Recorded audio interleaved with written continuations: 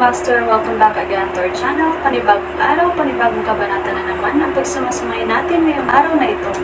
At kung bago ka sa ating channel, pag-click ang subscribe button and hit the notification bell para updated kayo sa ating mga susunod na videos.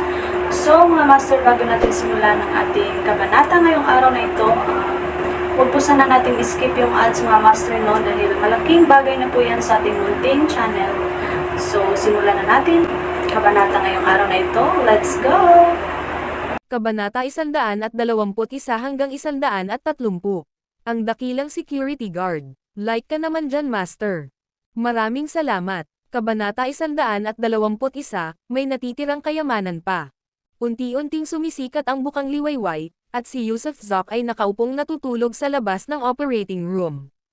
Matapos madala sa ospital ang sugatang binata, agad niyang binayaran ang security deposit para sa admission, ang bayad sa emergency treatment, at iba pang mga gastusin. Nagmamadaling pataas-baba sa sahig, nanatili siyang nakatayo ng 1 oras. Pagod na pagod siya, at dahil hindi siya masyadong nakatulog kagabi, nakatulog agad siya nang magkaroon siya ng pagkakataong umupo at maghintay ng balita sa labas ng surgery room. Sa ngayon, ang kanyang kamay ay nakabalot na ng gasa, isang mabait na kilos mula sa mapagkawanggawa na night shift nurse na nagbenta nito ng libre, dahil lamang sa mabuting kalooban. Nang unang dalhin ni Yusuf ang nasugatang binata, walang ideya ang ospital kung ano ang pangalan nito, o kung ano ang edad nito, hindi rin alam ni Yusuf. Pagkatapos magtanong ang doktor sa kalamang nila nalaman na dumaan si Yusuf at iniligtas ang lalaki, sa gayon ay nagsilbing isang mabuting Samaritano na tumulong din sa iba't ibang gastusin sa pagpapagamot ng binata. Ang gayong mga gawa ng kabaitan ay natural lamang na magtamaw ng respeto ng iba. Kaya naman, parehong maganda ang impresyon sa kanya ng mga doktor at nurse sa ospital, kaya hindi naman naging malaking problema para sa kanila na gamutin ng libre ang nasugatan niyang kamay. Ginoo Zoc, pansamantalang itinigil ang operasyon, sabi ng doktor na lumabas ng operating room at dahan-daang ginaising siya habang inaantok siya sa labas. Oh, paano nangyari yun? Hindi pa patay ang lalaki, di ba? Agad na tumayo si Yusuf at nagtanong. Sa kasalukuyan ay walang panganib na nagbabanta sa buhay, ngunit dapat mong subukang makipag-ugnayan sa kanyang pamilya. Ang kanyang follow-up na paggamot ay nangangailangan ng craniotomy, na may kaakibat na malaking panganib. Saan ko ba hahanapin ang pamilya niya? Wala siyang dalang kahit anong ID, at wala akong ideya kung saan nawala ang telepono niya, nakaramdam si Yusuf ng matinding sakit ng ulo. Walang dala na ID ang binata, at nawala ang telepono nito sa kung saan, kaya't walang paraan si Yusuf para makontak ang pamilya ng binata. Gawin natin ito, nag-isip ang doktor, saka sinabi, makikipag-ugnayan agad ang ospital natin sa Departamento ng Pulisya ng Trapiko para malaman ang pagkakakilanlan ng may-ari ng kotseng sangkot sa insidente kagabi, para malaman kung may mahanap tayo. Sige, kontakan nyo na sila. Kung wala kang makontak, pwede tayong mag-isip ng paraan, alam na alam ni Yusuf na masyadong mapanganib ang craniotomy. Kung ang pasyente ay mamatay sa operating table nang walang pahintulot ng pamilya, ang ospital ang mananagot, kaya hindi sila handang sumugal. Sige, at kumusta na ang kamay mo ngayon? Gusto mo bang magpahinga muna sa opisina ko? Tanong ng doktor habang nakangiti. Hindi na kailangan yan. Kailangan ko nang umalis. Marami akong kailangang tapusin mga gawain ngayong araw. Pero, iiwan ko sa iyo ang numero ng telepono ko.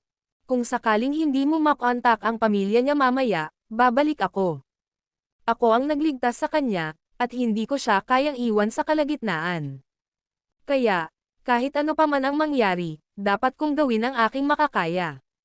Ginoo Zoc, kailangan namin ng mas maraming taong katulad mo na magpapalaganap ng positibong enerhiya sa ating lipunan.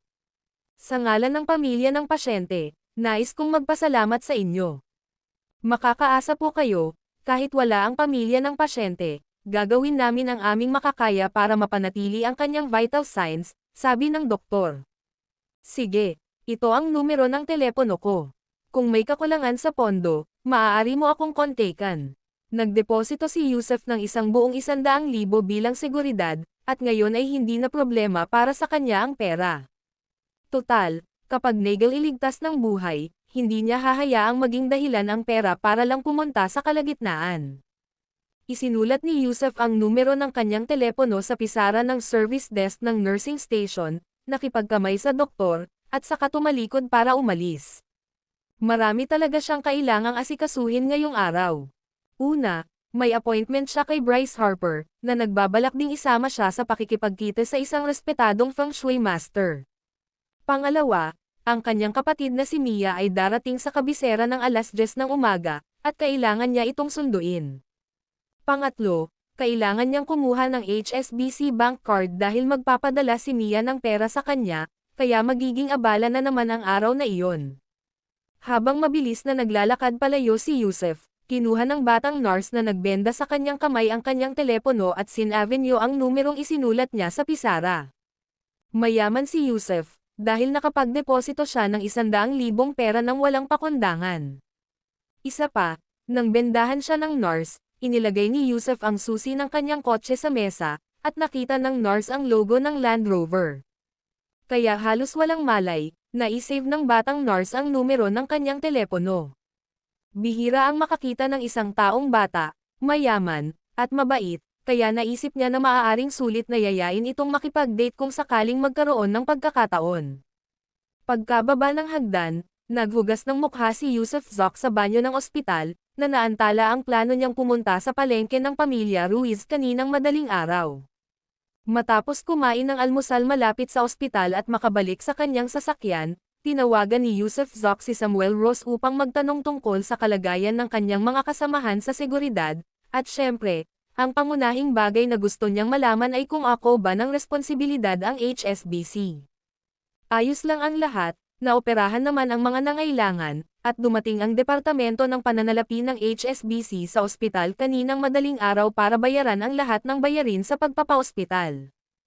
Ang HSBC ay isang malaking internasyonal na kumpanya, kaya kahit na magpalit ng may-ari, hindi nila pababayaan ang mga bagay na ito, pinapahalagahan nila ang kanilang reputasyon. Nakakagaan ng loob marinig iyan. Huminga ng malalim si Yusef Zoc.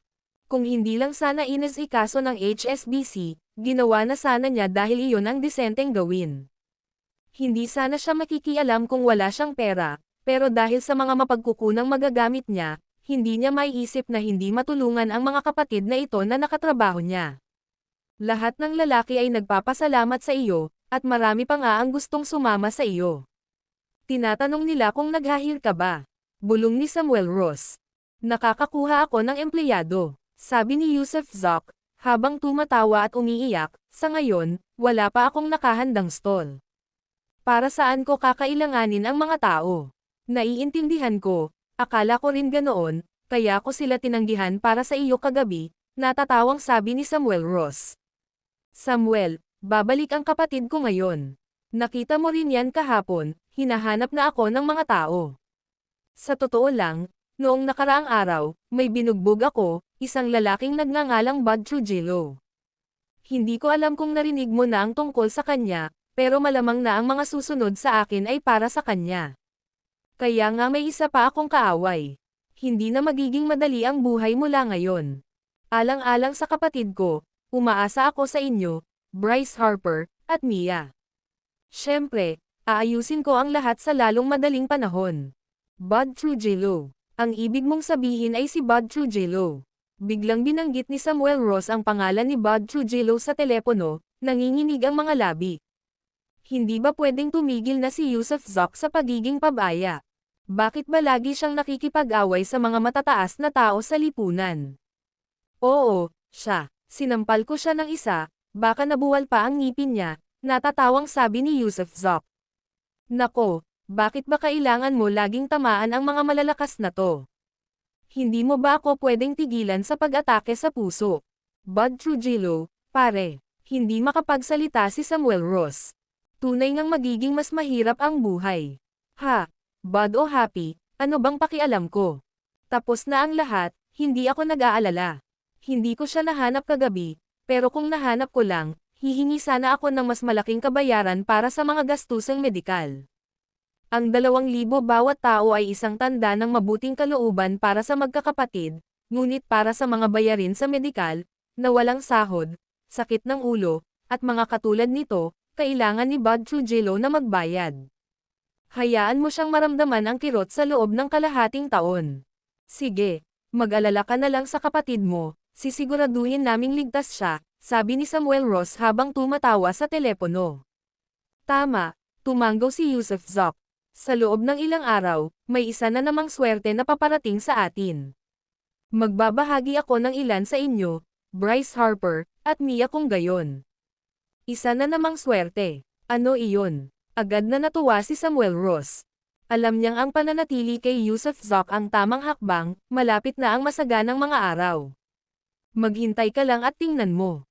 Kailangan mong magsikap, sabi ni Yusuf Zoc, at saka ibinaba ang telepono. Ang kayamanang tinutukoy niya ay nasa ilalim ng bagong tindahang inupahan niya, sa isang malaking banga, dahil isa itong banga ng kayamanan. Nakita niya ang lahat ng nasa loob ng banga gamit ang telekinesis, kaya kapag nahukay na, malamang ay magiging swerteng-swerte ito. Ang video na ito ay edited by Urban Storytelling. Kabanata 122, inaresto ni Direktor Lu ang isang tao nang maupo sa pwesto. Alas 9 ng umaga, nagbukas si Yusuf Zoc ng bank account sa HSBC at ipinadala ang numero ng card kay Mia, na nasa malayong lugar sa Hong Kong. Pagkatapos ma-set up ang account, nagmaneho na siya papuntang airport. Kasabay nito, tinawagan niya si Miles O'Brien upang humingi ng bakasyon. Naging sabay-sabay ang lahat, ang pagbisita sa pamilya Ruiz ay mangangahulugan na hindi niya masusundo ang kanyang kapatid na babae, at ang pagsundo sa kanyang kapatid na babae ay nangangahulugan na hindi niya mabibisita ang pamilya Ruiz. Kaya, wala siyang ibang magawa kundi humingi ng tawad kina Miles O'Brien at Bryce Harper dahil, sa puso niya, wala nang mas mahalaga pa kaysa sa kanyang kapatid na si Sarah Zoc. Sa totoo lang, hindi niya tunay na kapatid si Sarah, kahit isang patak ng dugo ay wala silang pinagsaluhan. Muling ikinasal ang ina ni Yusuf sa ama ni Sarah noong 4 na taong gulang si Yusuf, at ng taon ding iyon, isa pa lamang si Sarah. Sina Yusuf at Sarah ay lamaking magkasama, walang pinagkaiba sa ibang magkakapatid, marahil ay mas malapit pa kaysa sa iba. Madalas magkasakiti ng ina ni Yusuf at, habang nag-aaral si Yusuf sa paaralang pampalakasan, si Sarah, na isang bata pa, ang nag-aalaga sa kanilang tahanan at nag-alaga sa kanilang ina. Siyempre, ina rin niya ito, dahil walang pagkakaiba sa kanilang mga damdamin, ang kanilang pagmamahalan ay hindi na nakatali sa mga kadugo. Kung tungkol naman sa ama ni Sarah, ang amain ni Yusuf, ang lalaki ay walang kwenta, umiinom at nagsusugal, halos hindi lasing. Marahil dahil sa kanilang pagtutulungan para mabuhay kaya lubos na minahal nina Yusuf at Sarah ang isa't isa, matagal na nilang itinuturing ang isa't isa na mahalagang bahagi ng kanilang buhay. Alas 10 ng umaga, dumating si Yusuf sa paliparan at pumasok sa arrivals hall, tahimik na umupo at nagbabantay sa paglabas ng mga pasahero. Pangarap ni Sarah na maging isang bituin sa pelikula, isang ambisyon na malalim na nakaukit sa kanyang puso simula pa noong siya ay bata pa. Pinagsikapan niya ito habang lumalaki at, sa huli, nagawa niyang makapasok sa Beijing Film Academy. Gayunpaman, ang pagpasok sa akademya ay simula pa lamang ng paglalakbay ng kanyang pangarap. Kung kaya niyang maglayag, lalo na ang maglakbay ng may kamahalan sa malawak na karagatan, ay nakasalalay sa mga pagkakataon at patuloy na pagsisikap. Alam ni Yusuf na marami pang iba na nangangarap maging tanyag tulad ni Sarah ay nalugmok na sa dalampasigan bago pa man sila tunay na makapaglayag. Sa 100 aktor, marahil wala ni isa ang makakamit ng katanyagan at tagumpay. Ilan bang aktor ang patuloy na gumaganap bilang mga extra hanggang sa kanilang mga 40 o 50, na nabubuhay ng hindi nakikilala at halos hindi na lumilipas? Gayunpaman, determinado si Yusuf na tulungan ang kanyang kapatid na matupad ang pangarap at mga mithiin nito.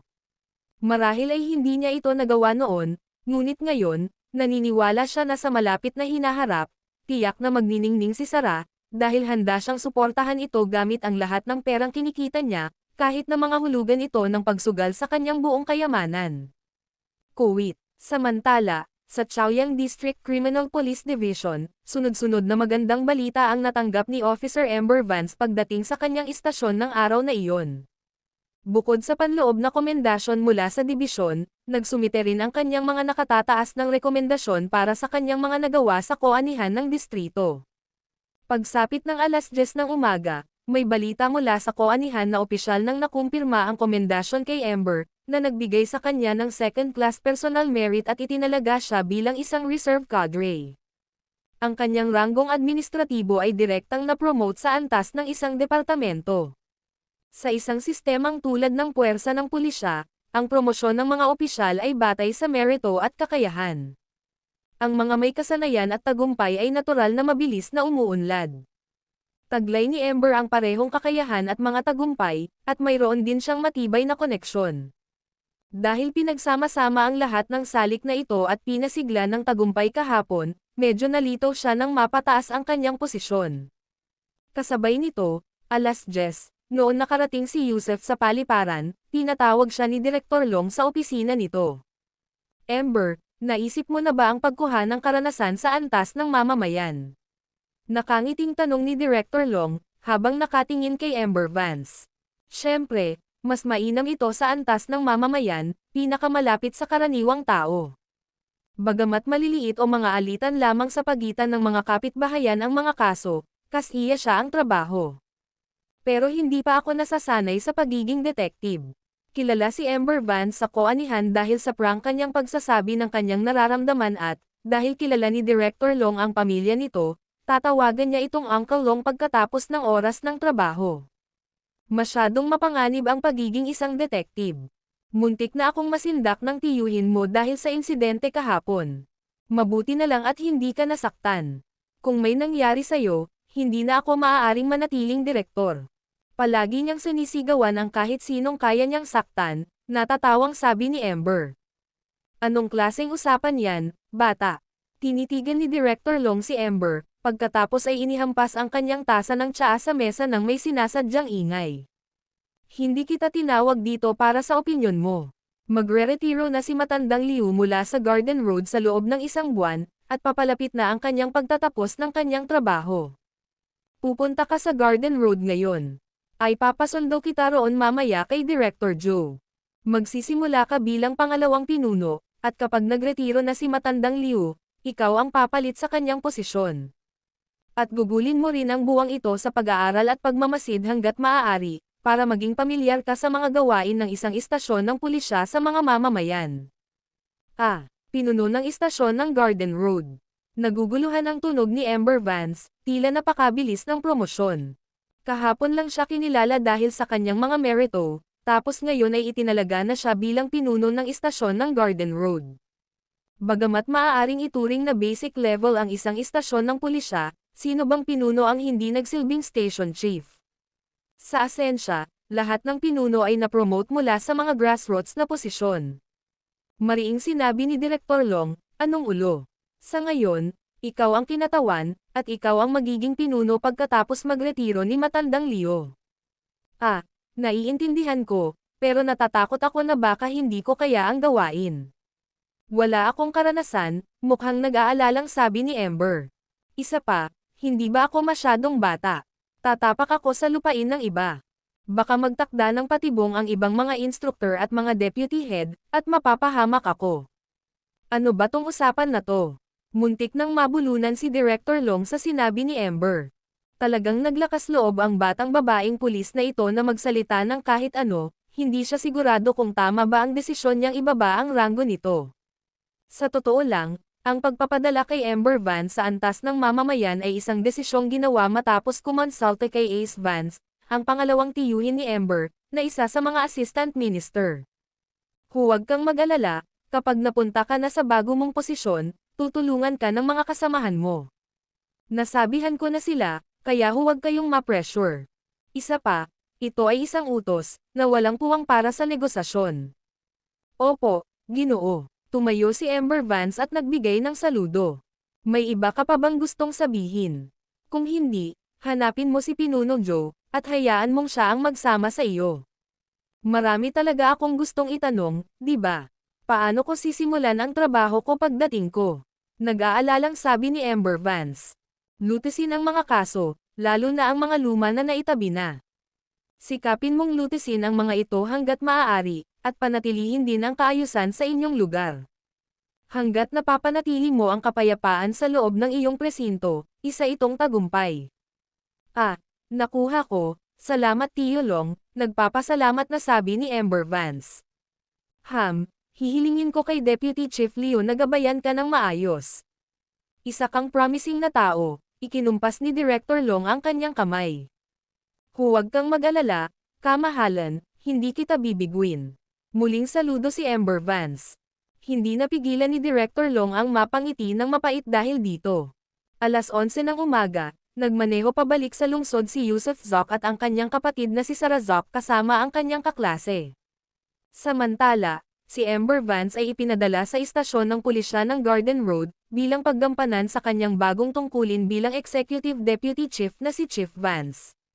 Nagsagawa ng maikling pagpupulong si Chief Joe ng dibisyon kasama ang mga kasamahan sa istasyon upang ipakilala si Amber Vance, pagkatapos ay umalis. Hindi na talaga kailangan pang ipakilala si Chief Joe dahil pamilyar na ang lahat sa istasyon kay Amber Vance.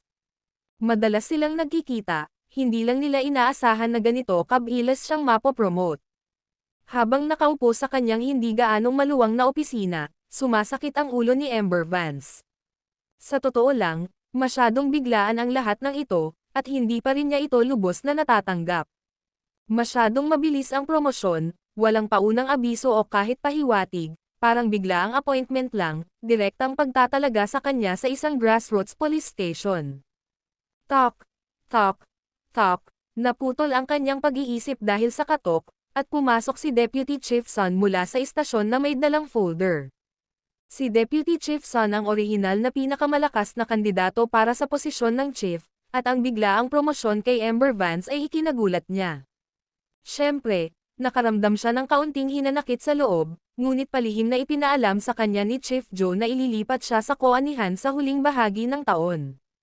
Isa siya sa mga tauhan ni Pinuno Joe, at sinabihan din siya ni Pinuno Joe na makipagtulungan kay Amber Vance hanggat maaari.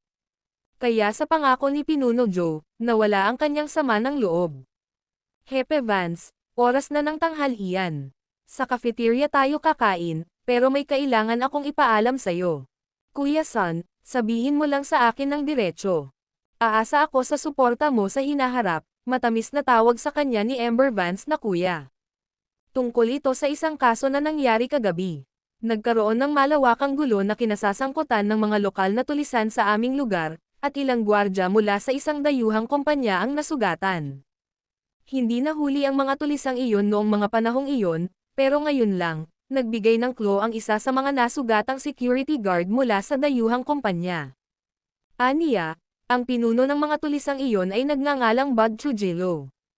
Sinuri namin ito, at itong si Bud Trujillo ay hindi madaling target, kaya medyo nababahala kami kung paano haharapin ang insidenteng ito.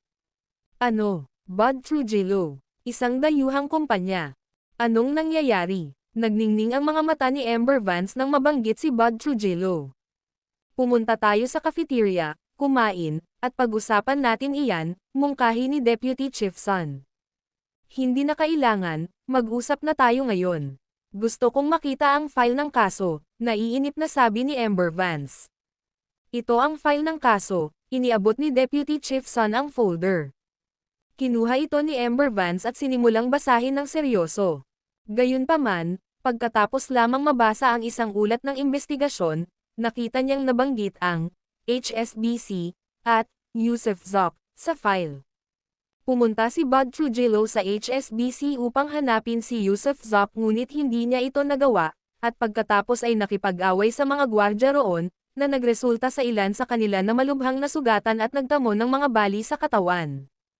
Pagkatapos ay tumakas si Bud Trujillo kasama ang kanyang grupo. Kuya Son, kailangan nating harapin ang kasong ito, kailangan talaga natin.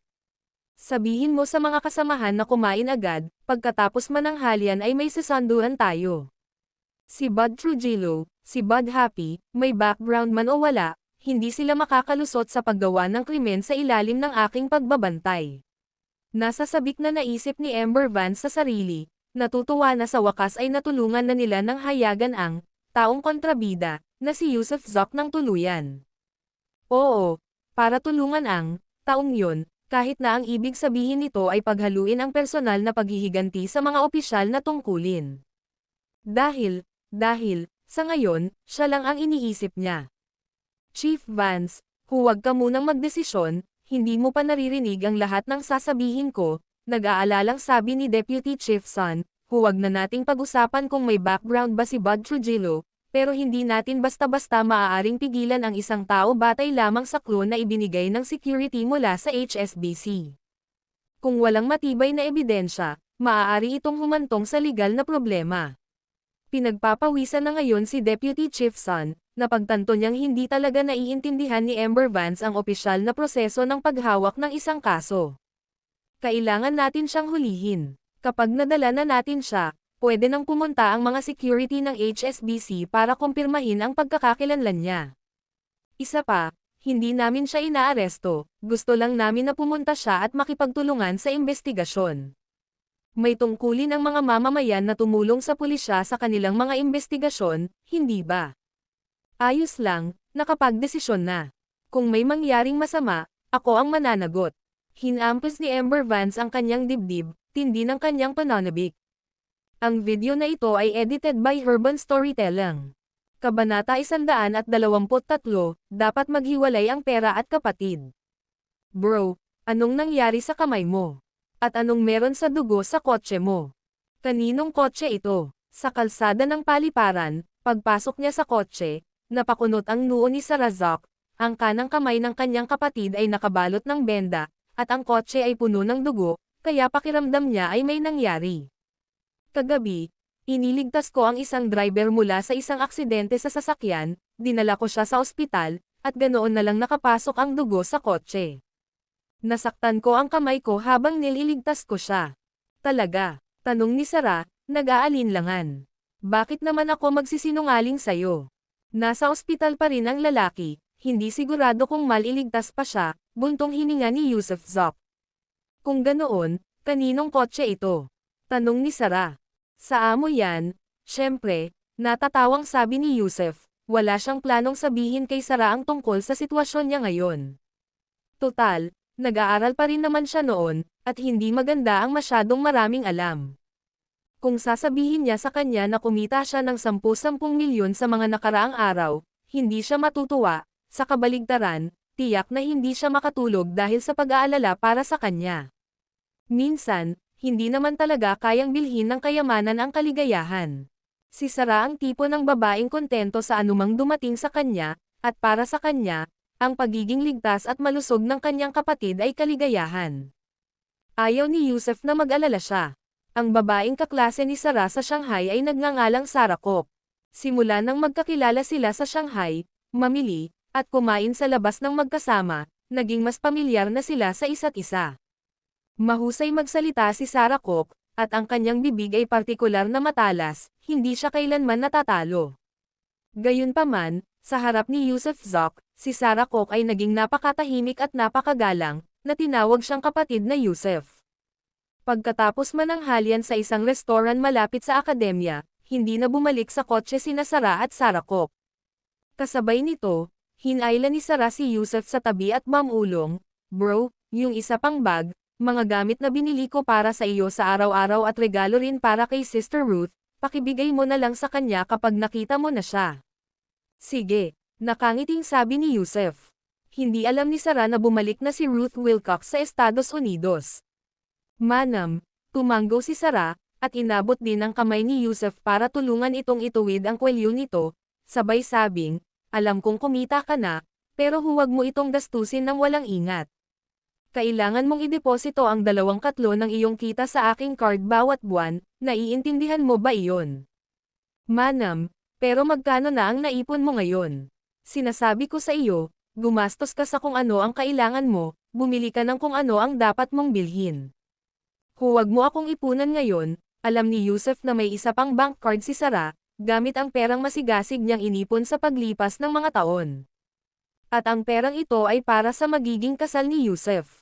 Sa katunayan, hindi niya kailanman ginalaw ang perang ibinigay sa kanya ng kanyang kapatid, kaya't naiipon niya ang lahat ng ito, at natakot din siya na baka sayangin ni Yusuf ang pera nito, kaya itinago niya ito para sa magiging kasal nito sa hinaharap. Kahit gaano pa ako mag-ipon, hindi pa rin sapat. Huwag mo lang sayangin, ha? Kuya, huwag mong pagurin ang sarili mo. Magiging maayos din ang lahat sa loob ng ilang taon, at kikita ako ng pera para maalagan ka.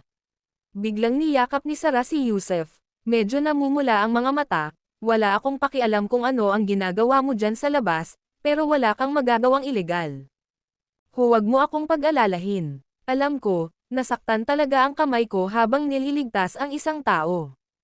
Magpakabait ka, ang laki mo na, binabato mo pa rin ang sarili mo sa akin ng ganyan, pinapanood ka na ng kaklase mo, hinaplos ni Yusef ang buhok niya.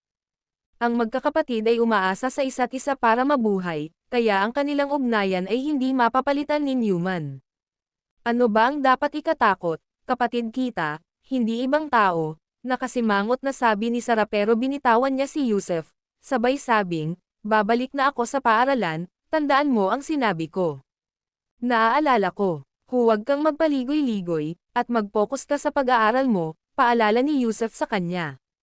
Nakuha ko na. Alis na ako. Kumaway si Sarah at saka naglakad palayo, magkahawak kamay si Sarah Kok. Paalam, Kuya Yusef, magalang na sabi ni Sarah Kok habang kumakaway din kay Yusef. Tumango si Yusef nang nakangiti, sumakay sa kotse, ngunit hindi agad umalis. Sa halip, kinuha niya ang kanyang telepono at tinawagan si Samuel Ross, nasa paaralan na ang kapatid ko, kakapasok lang niya sa gate ng campus. Naiintindihan ko. Huwag kang mag-alala, sagot ni Samuel Ross. Oo, tinapos ni Yusef Zoc ang tawag at kasabay nito ay hinayla ang travel bag mula sa likurang upuan. Malaki ang supot, punong-puno, at malalim. Nang buksan ni Yusef ang bag, nakita niya ang isang pulang kahon sa ibabaw mismo, ang red along binili niya para kay Ruth Wilcox. Pagbukas ng kahon, bumungad dito ang isang magandang hairpin na parang paro-paro, medyo maganda at pino. Hindi mahal ang regalo, maaaring hindi gaanong sulit, ngunit iyon ay dahil sa pagiging maalalahanin ni Sarah, kaya maingat na itinago ni Yusef ang Escarlata, planong ibigay ito kay Ruth sa susunod nilang pagkikita. Sa ilalim ng hairpin ay may ilang damit, kabilang ang 2 set ng panloob dahil malalim na ang taglagas at oras na para isuot ang mga ito, isang set ng thermal underwear, 2 t-shirt, mahigit 1 dosenang pares ng medyas, ilang pakete ng boxer briefs, at iba pa, marami pang iba't ibang mga gamit. Ngumisi si Yusef, dahil lagi siyang binibilan ni Sarah ng mga panloob na damit na maaaring palitan.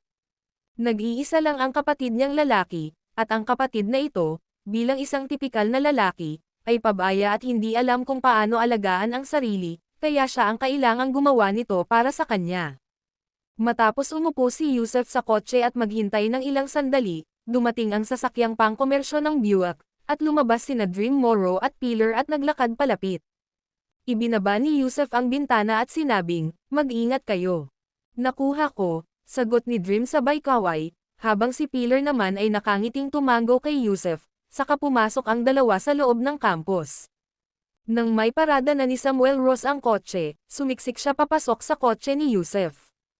Tumalikod din si Yusef at lumabas ng kanyang kotse, kumuha ng ilang bungkos ng pera mula sa trunk at inihagis ang mga ito kay Samuel. Palagi siyang may iniingatang mahigit 1 milyon na pera sa kanyang sasakyan, ang milyon ni Flor Carson, kasama ang ilang daang libo niya, para sa mga emergency. Para saan na naman itong perang ito? Tanong ni Samuel, medyo nalilito matapos kumuha ng 15 o 16 na bungkos ng 100 yuan na perang papel. Naaalala mo ba noong isang araw nang isinama ni Pillar ang mga kasamahan niya para maghapunan sa labas?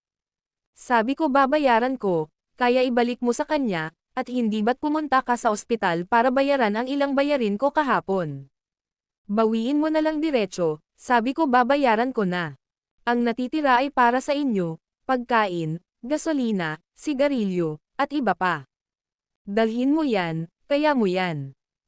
Susubaybayan ko kung magkano ang nagastos natin. Yusef, kahit mayaman ka, hindi ka pwedeng maging maaksaya.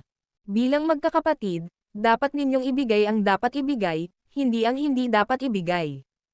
Hindi naman sa bastos yan, kailangan lang natin ng mga patakaran at protocol sa mga susunod na panahon, malakas na pagninilay ni Samuel. Isa na ngayong lipunan na puro pera ang gamit. Ang magkapatid ay nagiging magkaaway. Ang mga ama at anak ay nagiging magkaaway, kadalasan dahil sa pera. Kaya, kailangang malinaw na paghiwalayin ang mga bagay-bagay, ayokong mag-away tayong magkakapatid dahil lang sa pera. Gustong-gusto kong marinig na sinasabi mo iyan, papuri ni Yusuf kay Samuel. Sa katunayan, maraming halimbawa ang nagpakita na ang pera ay maaaring magdulot ng alitan, puot, at pagkakawatak-watek.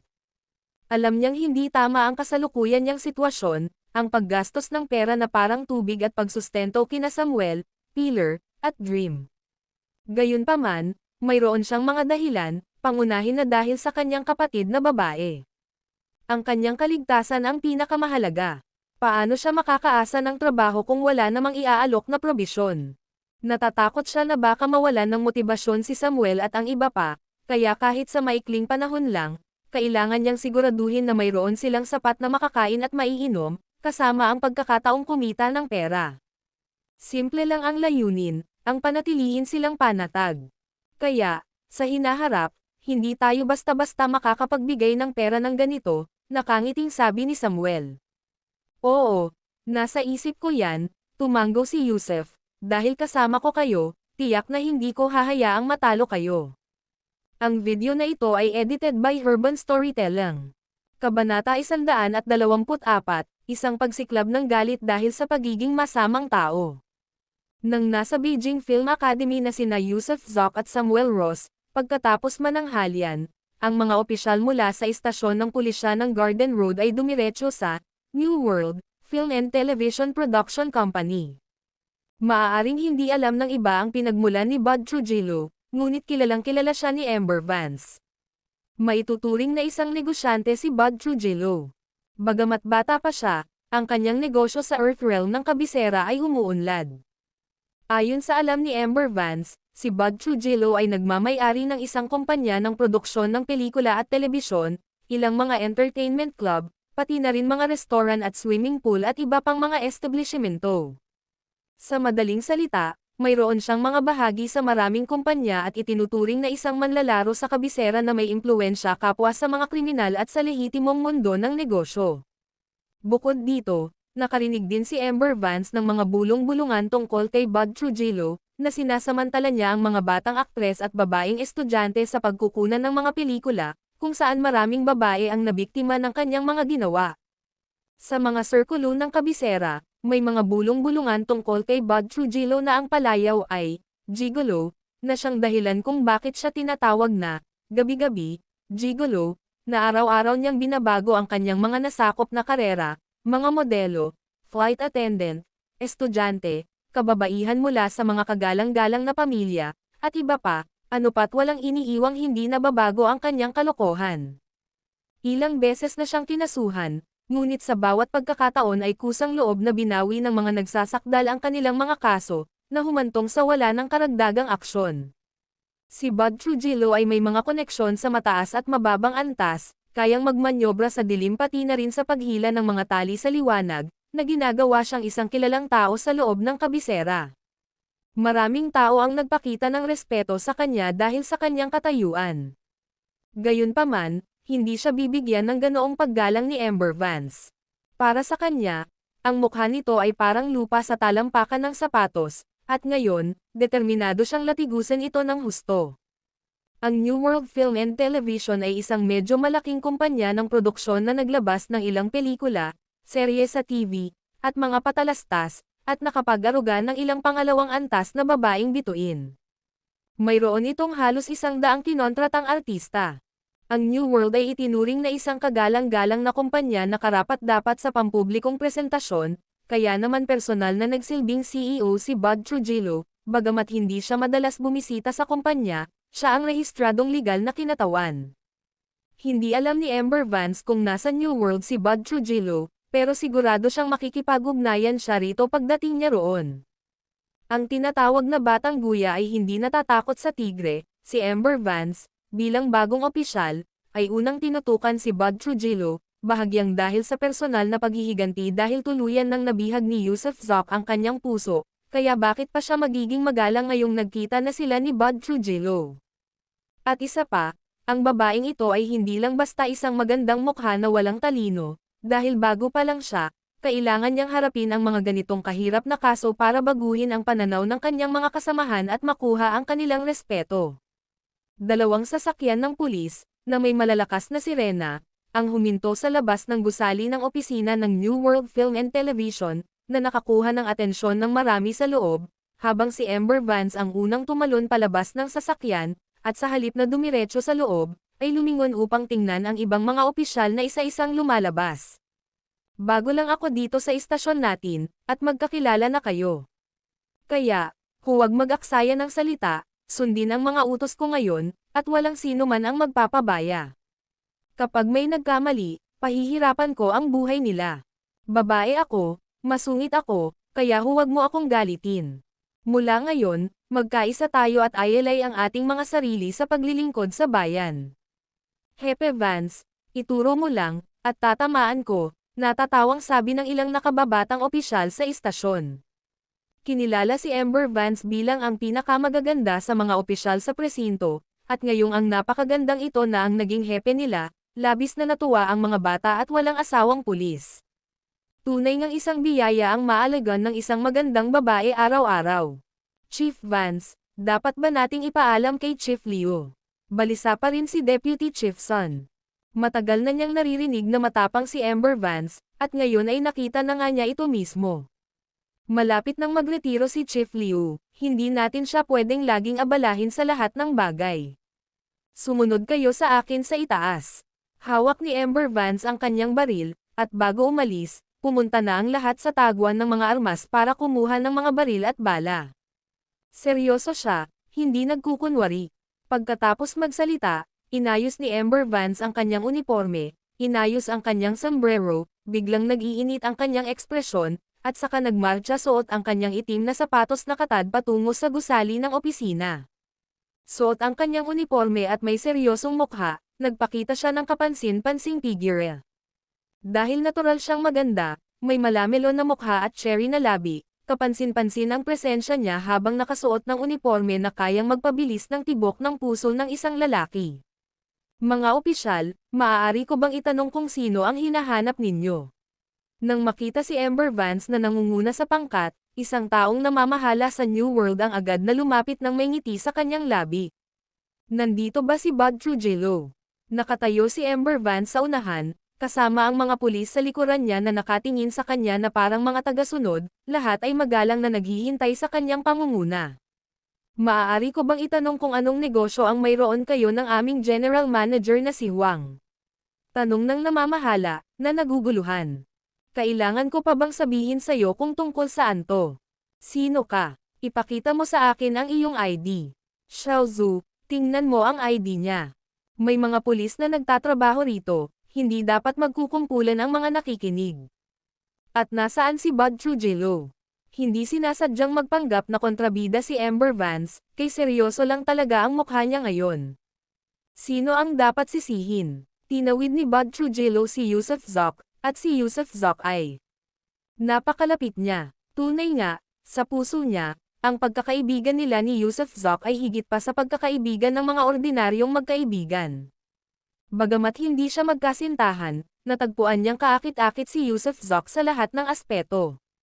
Sa ngayon, si Yusuf Zok ang may higit na kahalagahan sa puso niya kaysa kan-inuman. Napanaginipan pa nga niya ito buong gabi, at sa mga panaginip na iyon, napakaraming nangyari. Hindi niya maintindihan kung ano ang nangyayari sa kanyang sarili, ngunit isang bagay ang malinaw, sinumang nanggugulo kay Yusuf Zok ay nanggugulo sa kanya.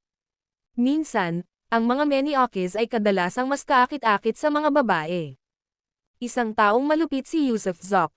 Matapos ang ilang engkwentro sa kanya, at ilang beses na nahalikan at nilandi, hindi lang niya ito kinamuhian, kundi nakaramdam din siya ng hindi maipaliwanag na pagkabalisa sa kanyang puso. Bukod pa riyan, siya ang nagligtas sa buhay niya kahapon. Sa paningin niya, si Yusuf Zok ay isang kahangahangang taong malupit, isang taong kontrabida. Ang hirap talagang intindihin ang utak ng mga babae. Dati, kahit kailan, wala na silang pag-asa na umibig sa isang lalaki, kaya nilang gawin ang lahat. Ganoong klaseng babae si Amber Vance. Ngayong nahuhumaling na siya ng husto, wala na siyang pakialam sa mga kahihinatnan. Saktan mo si Yusuf Zok, At magbabayad ka pa. Opisyal, anong ibig mong sabihin? Dahil alam niya ang pinagmulan ni Bud Trujillo, hindi natakot ang namamahalang opisyal kay Amber Vance, malinaw na ipinakita ng sitwasyon ngayon na ang babaeng opisyal na ito ay naghahanap ng gulo. Ipakita mo sa akin ang ID mo. Sigaw ng isang batang pulis. Hindi ko dinala, galit na sagot ng namamahala. Ilayo ninyo siya at itapon sa kotse dahil sa panghaharang sa mga opisyal na gawain, mariing sabi ni Amber Vance, inaresto na niya ngayon ang mga tao agad-agad. Gaya ng sabi ng mga matatanda, ang isang bayani ay maaaring magalit dahil sa isang kagandahan. Nagpapakita na siya ngayon ng galit para sa isang masamang tao. Hindi na nagsalita pa ang dalawang batang pulis at agad na pinusesan ang lalaki. Wala na silang magagawa, nilinaw na ni Amber Vance kanina na walang sino man ang maaaring magkamali ngayon, aatake sila kahit saan niya ituro. Isa pa, kung may mangyaring mali, kayang-kaya ito ni Amber Vance, mayroon siyang suporta. Ikaw, sabihin mo sa akin, nasaan si Bud Trujillo? Lumingon si Amber Vance sa isang babaeng kababalang, tila isang aktres na may medyo pamilyar na mukha. Nasa itaas si General Manager Huang, sa opisina ng Chief Manager, nauutol na sabi ng aktres, halatang natatakot sa ipinakita nito. Anong klaseng babaeng pulis ito? Masyado siyang nakakatakot, di ba? Tere na sa taas, utos ni Amber Vance sabay kaway ng kamay at nagpatuloy sa pag-una. Dinala ng mga pulis ang namamahala sa sasakyan ng pulis sa labas, habang ang iba ay sumunod kay Amber Vance pataas. Nagkataong naroon si Bud Trujillo ngayon dahil may ilang babaeng estudyanteng pumunta para sa isang audition. Siya mismo ang nagsagawa ng mga audition. Siyempre, pawang mga pagkukunwari lamang ang mga audition, ang tunay na intensyon ni Bud Trujillo ay makialam sa mga babaeng estudyante. Kung gusto nilang sumali sa kumpanya niya, ma-promote niya, o makakuha ng papel sa mga pelikulang ginagawa niya, kailangan muna nilang sumunod sa kanyang nakatagong agenda. Ang video na ito ay edited by Urban Storytelling. Kabanata 125, Mainitan ang ulo. Sa loob ng opisina sa ikalawang palapag ng CEO ng New World Film and Television Company, pinag-cross ni Bud Trujillo ang kanyang mga binti at nagpakita ng matinding interes sa pagsukat ng dalawang babaeng estudyante na nakatayo sa harap ng kanyang mesa. Ang dalawang estudyanteng ito ay mga junior college student din mula sa isang arts academy, na tinukoy ng ibang tao. Ang pagiging na-refer ay nangangahulugan na sila ay nagmula sa mga koneksyon, kaya para sa dalawang babaeng estudyante, ito ay isang pambihirang pagkakataon. Hindi pa sila nakapagtapos, at kung makakakuha sila ng papel, kahit maliit lang, tiyak na matutuwa sila, dahil isa itong panimula. Kaya, napuno sila ng pag-asa. Siyempre, nang abisuhan sila ng kanilang referrer na pumunta rito, may ipinahiwatig din siya, magulo ang industriya ng entertainment, at hindi sapat ang pagiging maganda para umasenso. Kailangan mong maunawaan ang mga patakaran ng bilog. Mula sa iisang pangungusap na iyon, naunawaan ng dalawang babaeng estudyante ang ipinahiwatig na mensahe ng kanilang tinutukoy, kung gusto nilang gumanap ng mga papel sa TV o pelikula, malamang nakakailanganin nilang makisali sa kultura ng casting couch, na nagpapalitan ng sexual na pabor para sa mas maraming pagkakataon. Natural lang, sa panahong ito, walang pakinabang kung walang ibinibigay na kapalit. Kung ang pakikipagtalik sa isang tao ay maaaring magbigay sa kanila ng pangunahing papel o kahit isang pangunahing sumusuportang papel, sulit ito.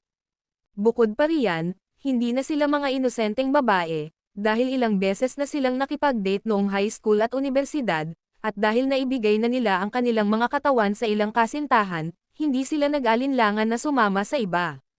Ganoon ang lipunan ngayon, kahit walang implikasyon ng pagiging eksploitado, kapag nalulungkot sila, gagamit pa rin sila ng WeChat o Momo para makahanap ng lalaking makakasama. Kaya naman, maraming kabataang babae ang wala nang pakialam sa mga ganitong bagay. Mga junior kayo ni Lee Hong, at pareho kayong may disenteng hitsura, kaya sa prinsipyo, maaari kayong pumirma sa aming kumpanya. Walang pakundangang tinasa ni Bud Trujillo ang dalawang baguhang babae, bahagyang kumukunot ang kanyang mga labi habang idinagdag, gayunpaman, kung makakarating kayo at makapasok sa A-list ay depende sa inyong pagganap. Sigurado akong narinig mo na bago ka pumunta rito na sa mga nakaraang taon, sumikat ang New World sa mga individual tulad ni Lee Hong, Zick Von, Kai O'Brien, at kabilang sa mga kalalakihan, sina Mitchell Zock, Buran, na pawang nakapasok sa A-list. Sa New World, nakatuon kami sa pag-aalaga ng mga bagong talento. Kung ikaw ay madaling mabaluktot, magbibigay kami ng pangkalahatang pag-unlad para sa iyo sa hinaharap. Hindi lang pelikula ang gagawin mo, gagawa ka rin ng mga drama mula sa mga kilalang direktor, iba't ibang patalastas, at maaari pa kaming bumuo ng isang pangkat para sa iyo, na siyang gagawa ng mga kanta at magsusulat ng mga liriko, gagawa ng mga album, at iba pa. Ang kumpanya ay kasalukuyang namumuhunan sa isang costume drama sa Hengdian, at ang direktor ay walang iba kundi si Xiaolong. Alam mo naman kung sino si Xiaolong, di ba? Oo.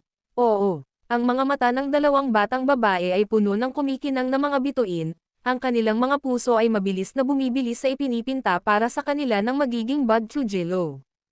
At sino si Xiaolong?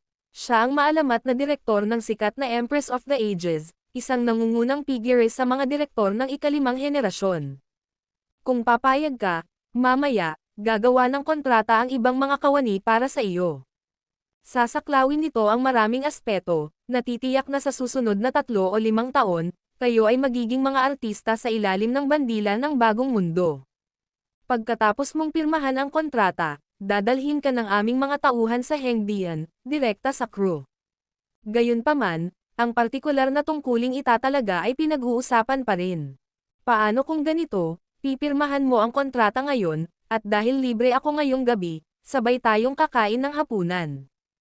Tatawagan ko si Direktor Xiaolong mamaya, at dahil mga baguhan pa lang kayo, nararapat lang na alagaan kayo, dagdag niya.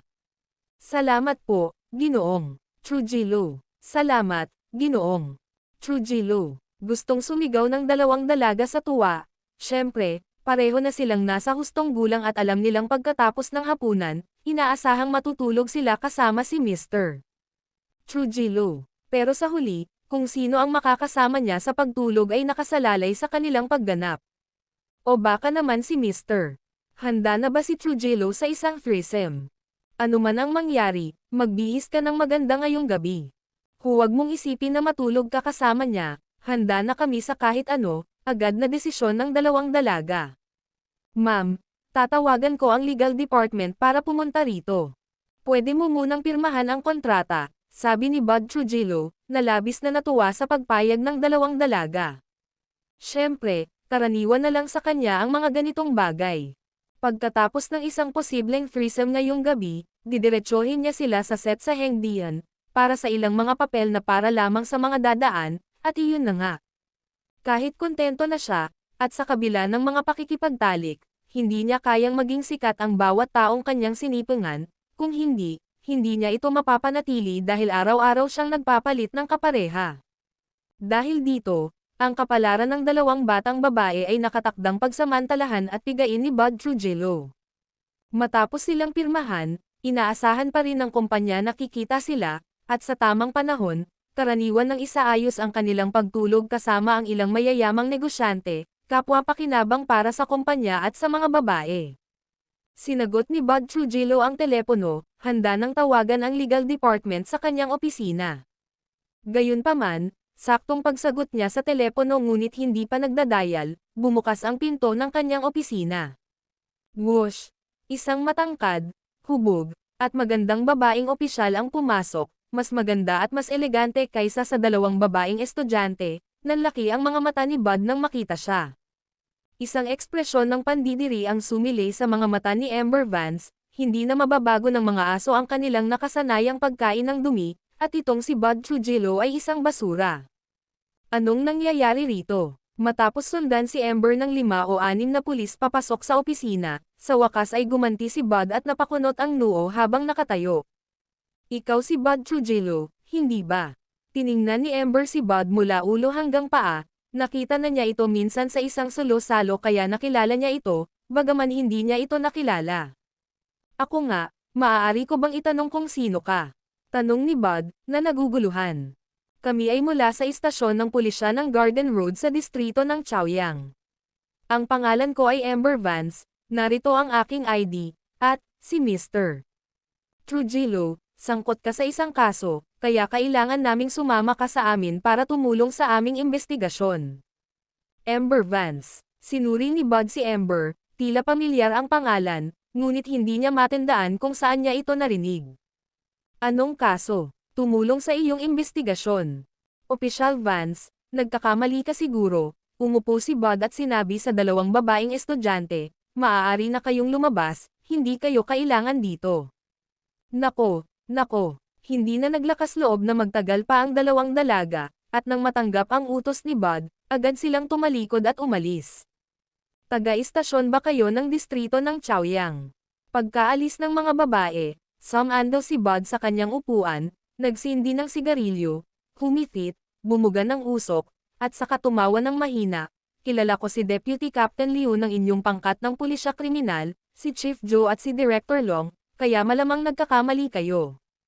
Officer Beauty, mukhang hindi maganda itong malaking kaguluhan sa ating New World venue, di ba? Ang aming kumpanya ay nasa negosyo ng libangan, at pagkatapos ng iyong pagbisita ngayon para tawagan ako para humingi ng tulong, ang mga tabloid reporter ay magsusulat bukas ng mga negatibong balita tungkol sa akin na naninigarilyo ng marijuana sa aking opisina. Kaya ba padalos-dalos ka na pumunta rito nang hindi nalalaman ng mga kilalang tao sa istasyon ninyo? Kailangang aminin, sanay na si Bud Trujillo sa malaking eksena, wala siyang pakialam kay Amber at sa mga kasamahan nito, direktang tinutukoy ang pamunuan ng istasyon habang ipinapahayag ang kanyang pagkadismaya. Ngumisi si Amber sa sarili at sinabing may seryosong mukha, umaasa kami na makikipagtulungan ka sa aming trabaho, mangyaring bumalik ka sa istasyon kasama namin para ipaliwanag ang mga bagay-bagay. Paano kung hindi ako makipagtulungan? Sumulyap si Bud sa dibdib ni Amber, ang mga mata ay puno ng maalay na libangan.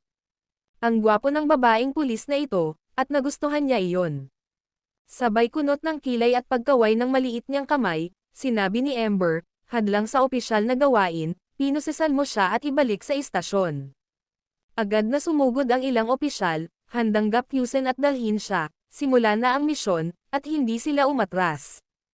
Ang video na ito ay edited by Urban Storytelling. Kabanata 126, harapin si Bud Trujillo. Walang awang hindi inaasahan ni Bud Trujillo na ang babaeng pulis na ito ay maglalaro para sa mga kids, at mga ngahas na pinusesan siya. Alam mo, ibang-iba talaga ang pagiging nakaposas. Maaari siyang umalis sa kanyang kumpanya sa liwanag ng araw at kung hindi man, maituturing na itong tulong sa isang investigasyon. Hindi mahalaga kung pupunta at babalik lang sa istasyon ng pulis, pero ibang usapan na ang maposas sa harap ng buong kumpanya. Itapon na lang niya ang mukha niya, hindi na niya maipapakita ang mukha niya sa Fragrant Hills. Nakakahiya masyado. Huwag kayong gumalaw, walang gagalaw. Nang lumapit ang dalawang opisyal na may dalang posas, agad na tumayo si Bud Trujillo, sinenyasan silang huminto, may sasabihin siya. Tunay ngang tumigil ang dalawang opisyal. Sa totoo lang, sa isang tulad ni Bud Trujillo, kung wala kang matibay na ebidensya o konklusibong patunay sa kanyang mga krimen, ang pagposas sa kanya ay parang pagdudulot ng gulo.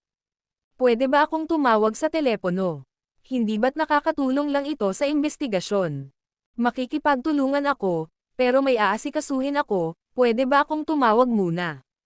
Tanong ni Bud Trujillo, habang nakatingin kay Amber Vance.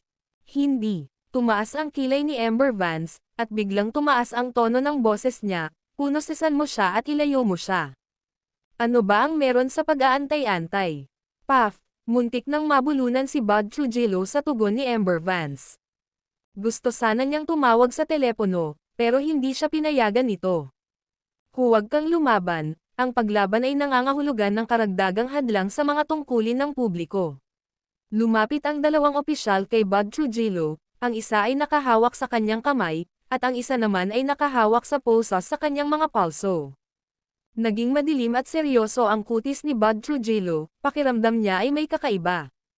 Masyado nang marami ang kanyang nagawang masasamang gawain, at tunay siyang natatakot na baka maabutan siya ng kanyang mga nakaraang pagkakamali, na maaaring pumatay sa kanya ng 10 beses. Kasabay nito, sinulyapan din niya si Amber Vance ng may masamang tingin.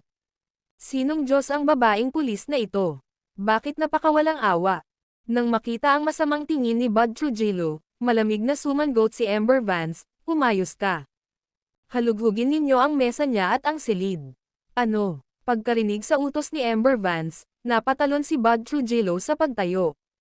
Tiyak na hindi maaaring halughugin ang opisina niya, napakaraming maruruming sikreto rito. Kung mabubunyag ang mga ito, magdudulot iyon ng problema.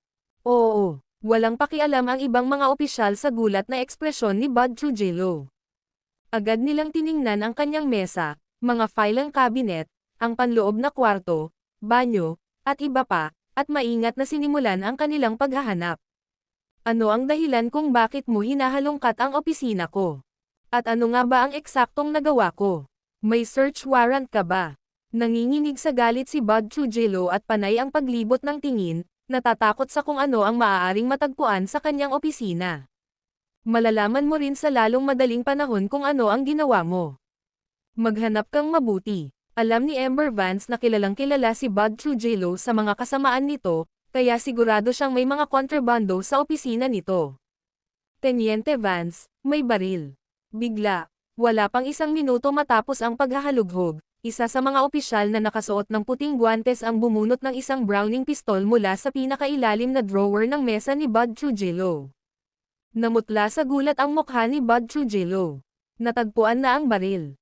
Teniente Vance, may mga kagamitan dito na mukhang para sa paggamit ng droga. Ang paketeng ito ay tila methamphetamine. Naglabas ang isa pang opisyal ng isang supot na katad mula sa silid, na naglalaman ng mga kagamitan sa droga at isang pakete na tila methamphetamine.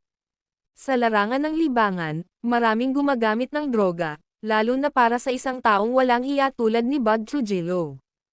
Kaya, hindi na nakakagulat ang paggamit niya ng droga.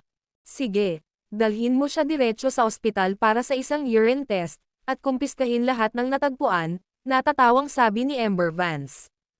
Noong una, ang pag-aresto kay Bud Trujillo ay para lamang makatulong sa investigasyon, ngunit ngayon, dahil sa pribadong pag-aari ng mga baril at paggamit ng droga, ang dalawang kasong ito ay sapat na upang mapunta siya sa malubhang problema.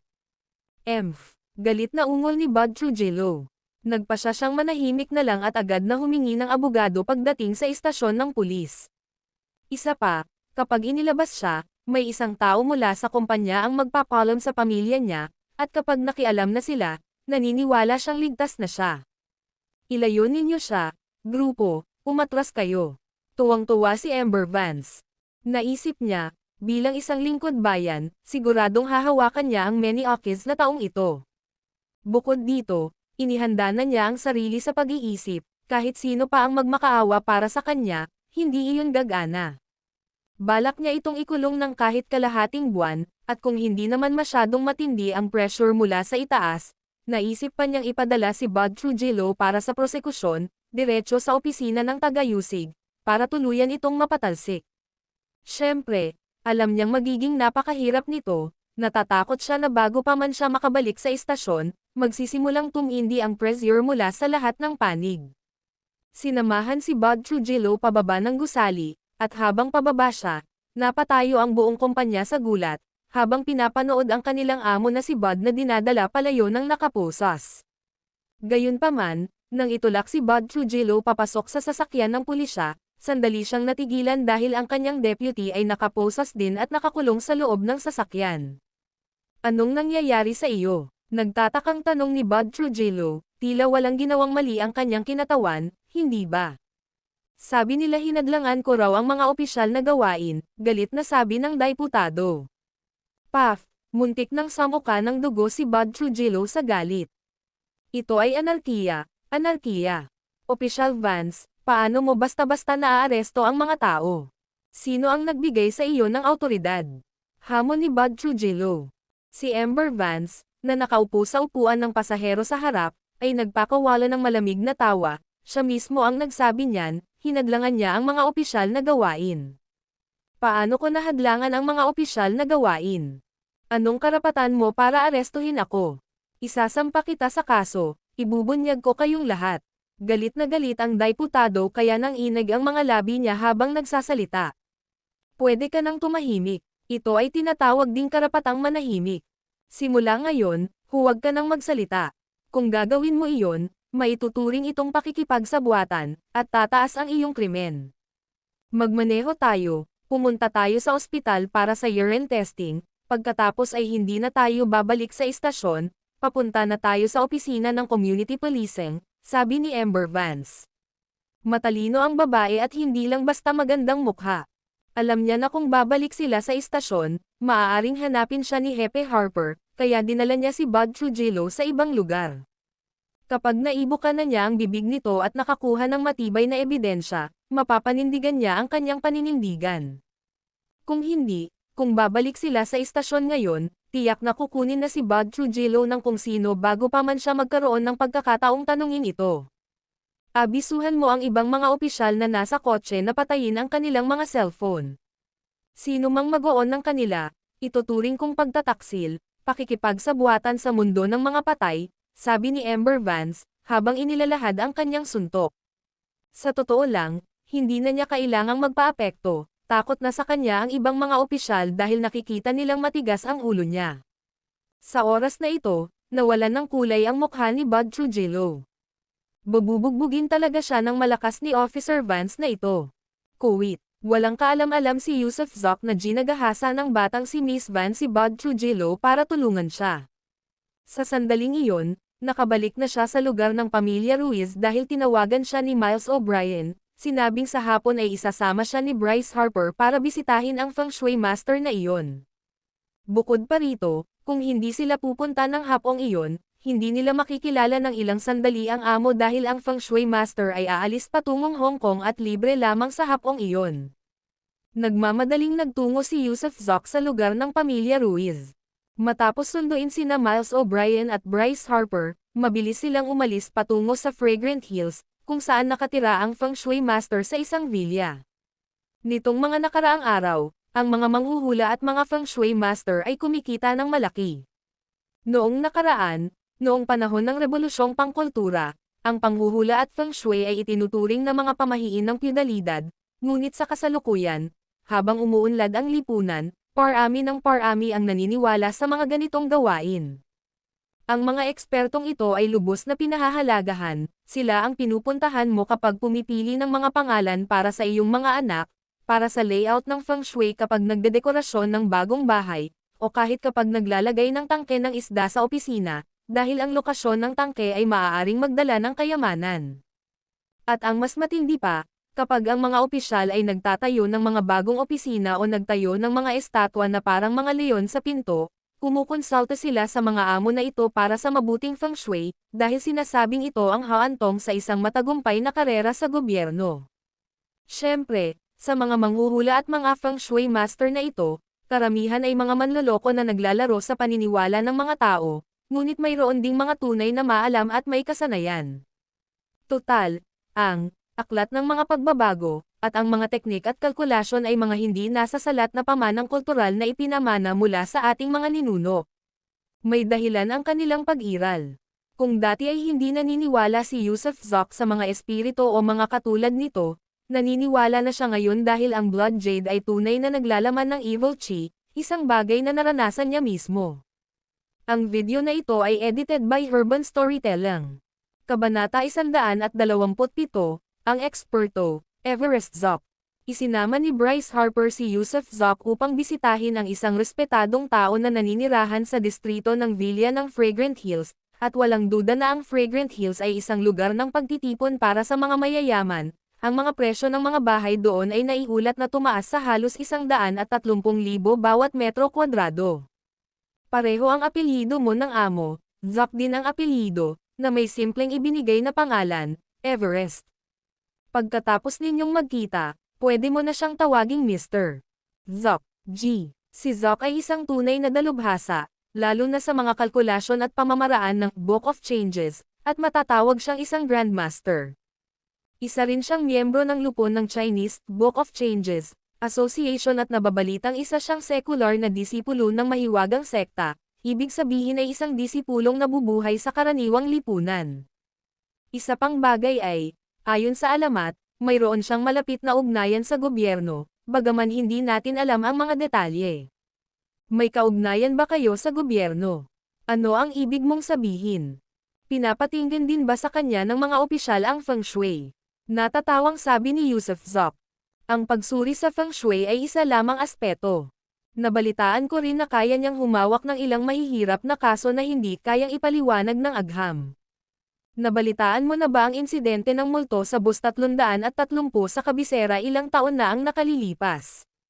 Parang may kinalaman siya noong mga panahong iyon. Alam ko na yan. Agad na tumango si Yusuf Zok. May nakita na siyang post tungkol dito sa internet dati, na binabanggit ang insidente ng multo sa bus 330 ng Beijing, na naging isang malaking balita noon. Eksakto, ang hindi nakikita ay hindi katumbas ng kawalan. Kapag nakilala mo si Mr. Zok, maging mapagpakumbaba ka, at kilala rin siya sa kanyang husay sa panghuhula, na walang kapantay ang katumpakan, bulalas ni Bryce Harper ng may paghanga. Walang kapantay na katumpakan. Gaano katumpak? Tanong ni Yusuf Zok na may pagtataka.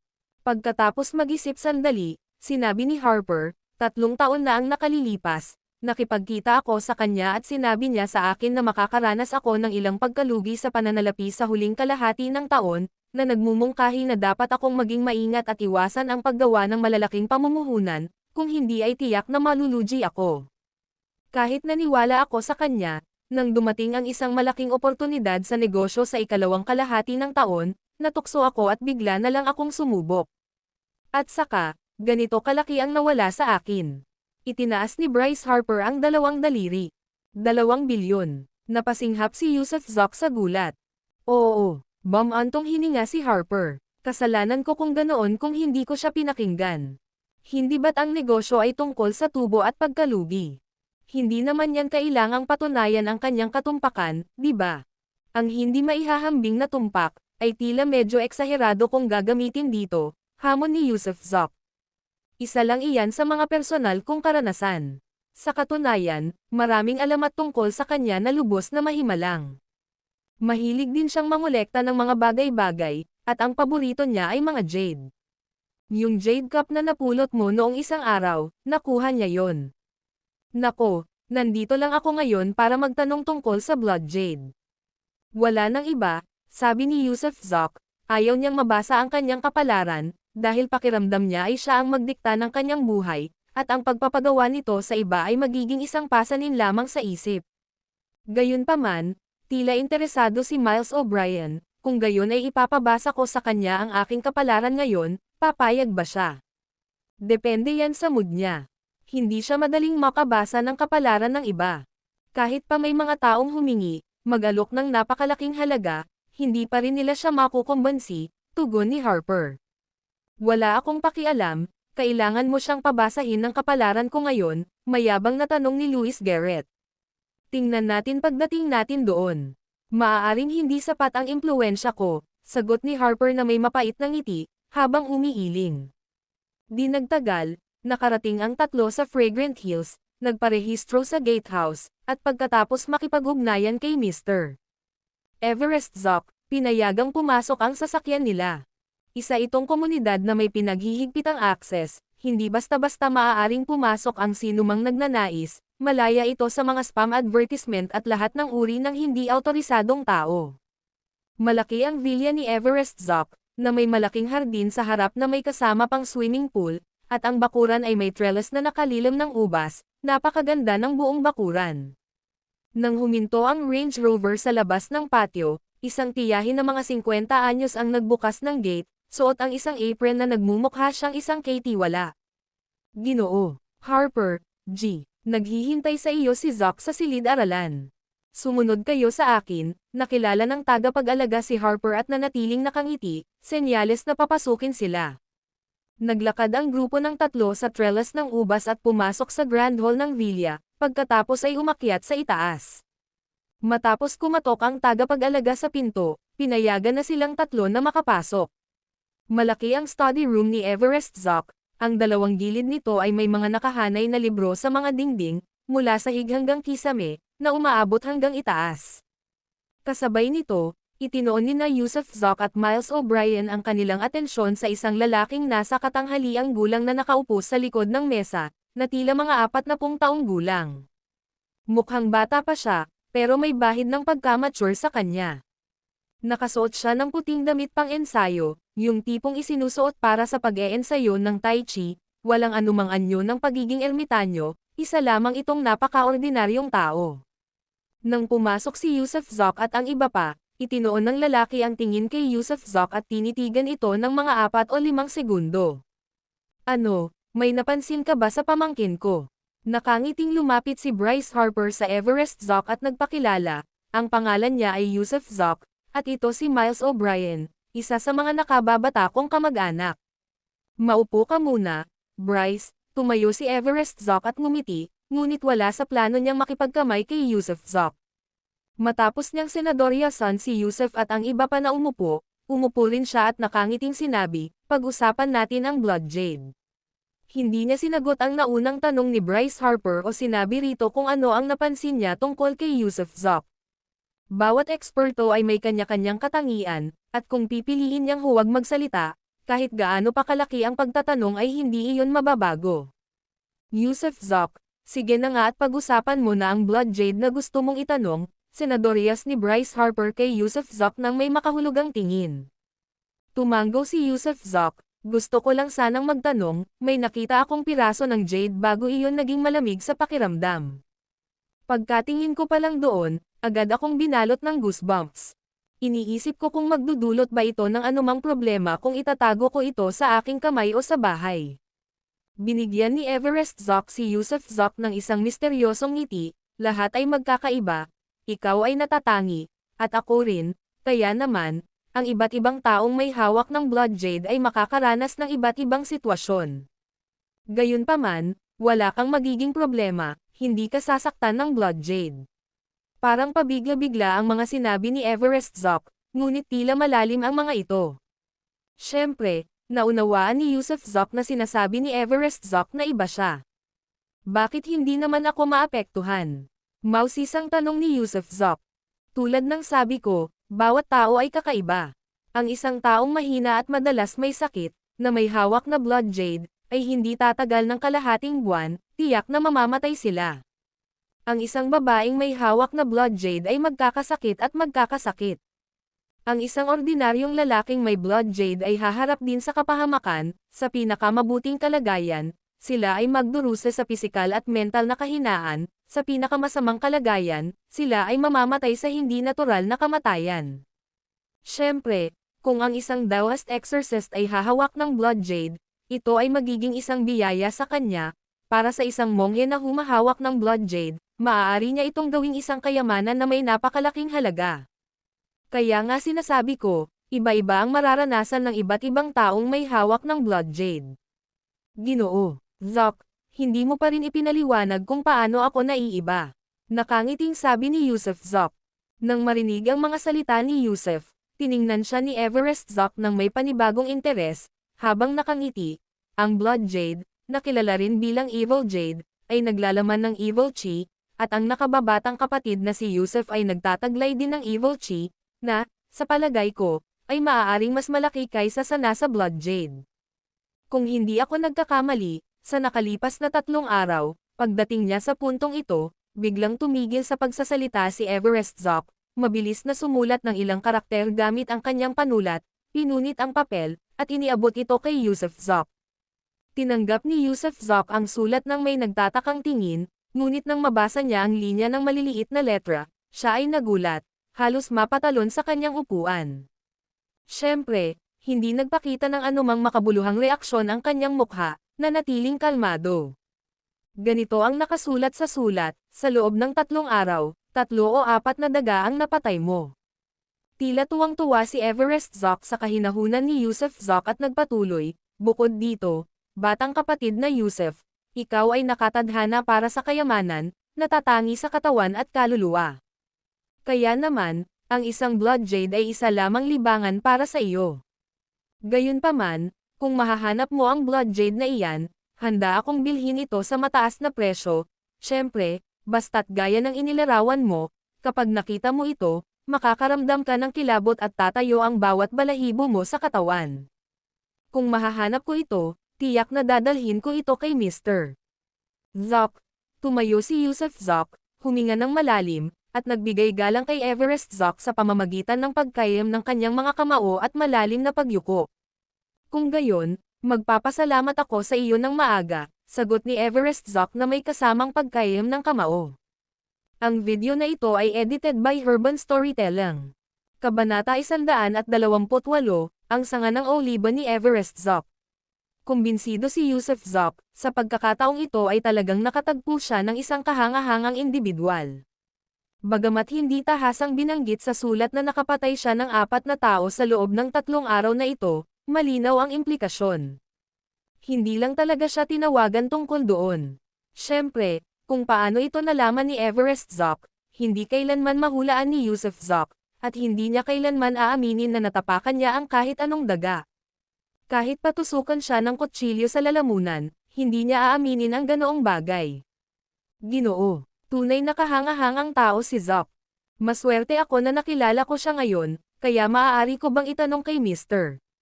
Zoc para manghula ng kapalaran ko. Hindi naniwala sa kapalaran si Yusuf Zoc noon, dahil hindi pa siya nakatagpo ng isang tunay na pantas. Ngunit ngayon ay naniwala na siya, kaya kung makakakuha siya ng gabay mula sa Everest Zoc, maaaring maiwasan niya ang ilang mga paglihis sa kanyang buhay sa hinaharap. Umiling si Everest Zoc habang nakangiti, hindi ko masabi ang kapalaran mo. Ah, bakit? Tanong ni Yusuf Zoc, nalilitong sabi. Tumingin si Everest Zoc kay Yusuf Zoc at sinabing, napakalakas ng iyong kapalaran. Kung susubukan kong basahin ito, paiikliin nito ang buhay ko. Nagbibiro ka naman, Ginoo. Tumawa si Yusuf Zoc ng 2 beses pero hindi na itinuloy ang usapan. Saka biglang sumingit si Luis Garrett, paano naman ako, Mr. Zoc, nababasa mo ba ang kapalaran ko? Tanong ni Luis Garrett nang may sabik na pananabik. Ano ang gusto mong malaman, Miss Garrett? Mausisang tanong ni Everest Zoc habang nakatingin kay Luis Garrett. Gusto kong malaman ang tungkol sa, hindi namamalayang sumulyap si Luis Garrett kay Yusuf Zoc, ang mga posibilidad ng aking pag-aasawa. Naunawaan ni Everest Zoc at ngumiti, pagkatapos ay nag-isip ng mag-isa ng ilang segundo bago nagsalita, ang walang hanggang pananabik ay lumilikha ng walang hanggang kalungkutan, isang pigheteng walang katapusan. Ang hinahanap mo, nakikita mo, nahahawakan, nararamdaman, ngunit hindi mo kayang hawakan.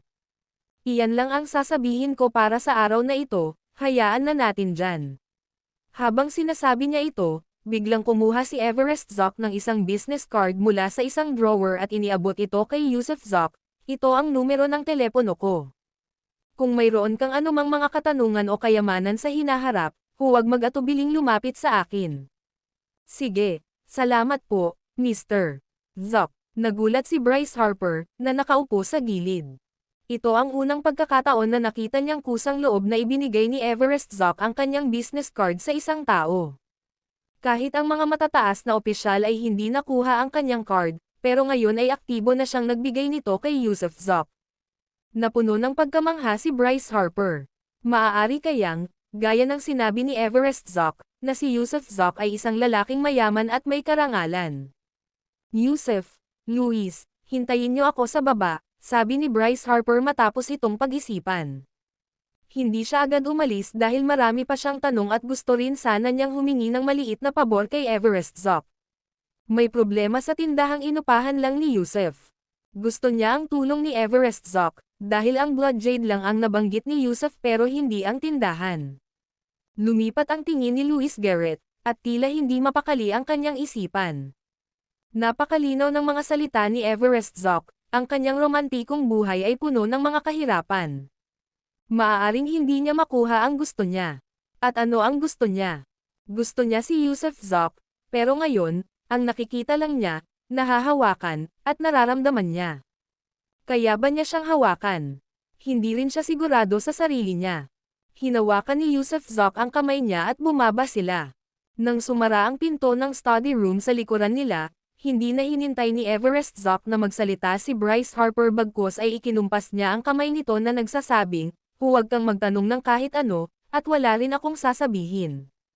Pero para sa iyo, si Yusuf ay isang tagapagtaguyod. Iyan lang ang masasabi ko, Harper. May eroplano akong sisikayan. Magkita-kita tayo pagbalik ko galing Hong Kong. Ah, Sige. Bagamat kilalang kilala ni Bryce Harper si Everest Zoc, isang misteryosong tao si Zoc, at hindi siya kailanman makakalapit ng husto dito.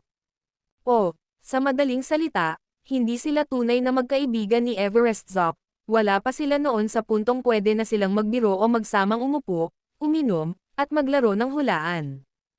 Kuwit. Samantala, sa ibaba, hindi pa binibitawan ni Yusuf Zoc ang kamay ni Louis Garrett. Napansin din niya ang nakakabahalang mga salita ni Everest Zoc, na nangangahulugang hindi maganda ang loob ni Louis Garrett. Huwag mong pakinggan ang mga kalokohan niya. Ganyan magsalita lahat ng manghuhula.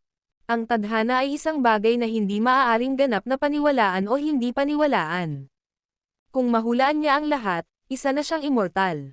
Kaya maniwala ka sa akin kaysa sa kanya, bulong ni Yusuf Zoc sa tainga ni Louis Garrett. Ma'am, ayos lang ako. Parang may mga anino lang na nanatili sa puso ko, sabi ni Louis Garrett nang may mapanglo ng ngiti. Isa siyang manloloko, natatawang sabi ni Yusuf Zoc. Kaya, ano ang isinulat niya sa sulat na ibinigay niya sa iyo? Mausisang tanong ni Miles O'Brien.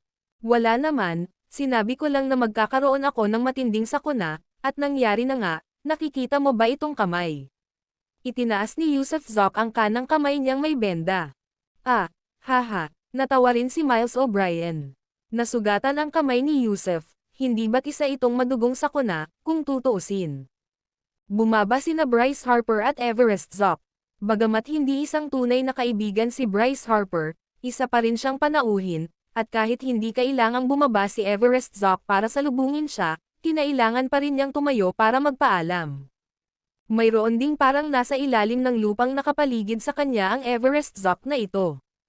Habang pababa ng hagdan si Everest Zoc, napansin ni Yusuf Zoc na hindi naman ganoon katangkad si Everest, mga 5 talampakan at 7 pulgada ang taas, hindi mataba o payat, na may napakaputlang balat, makapal na kilay, at malalaking mata, malamang na isa siyang gwapong lalaki noong kanyang kabataan.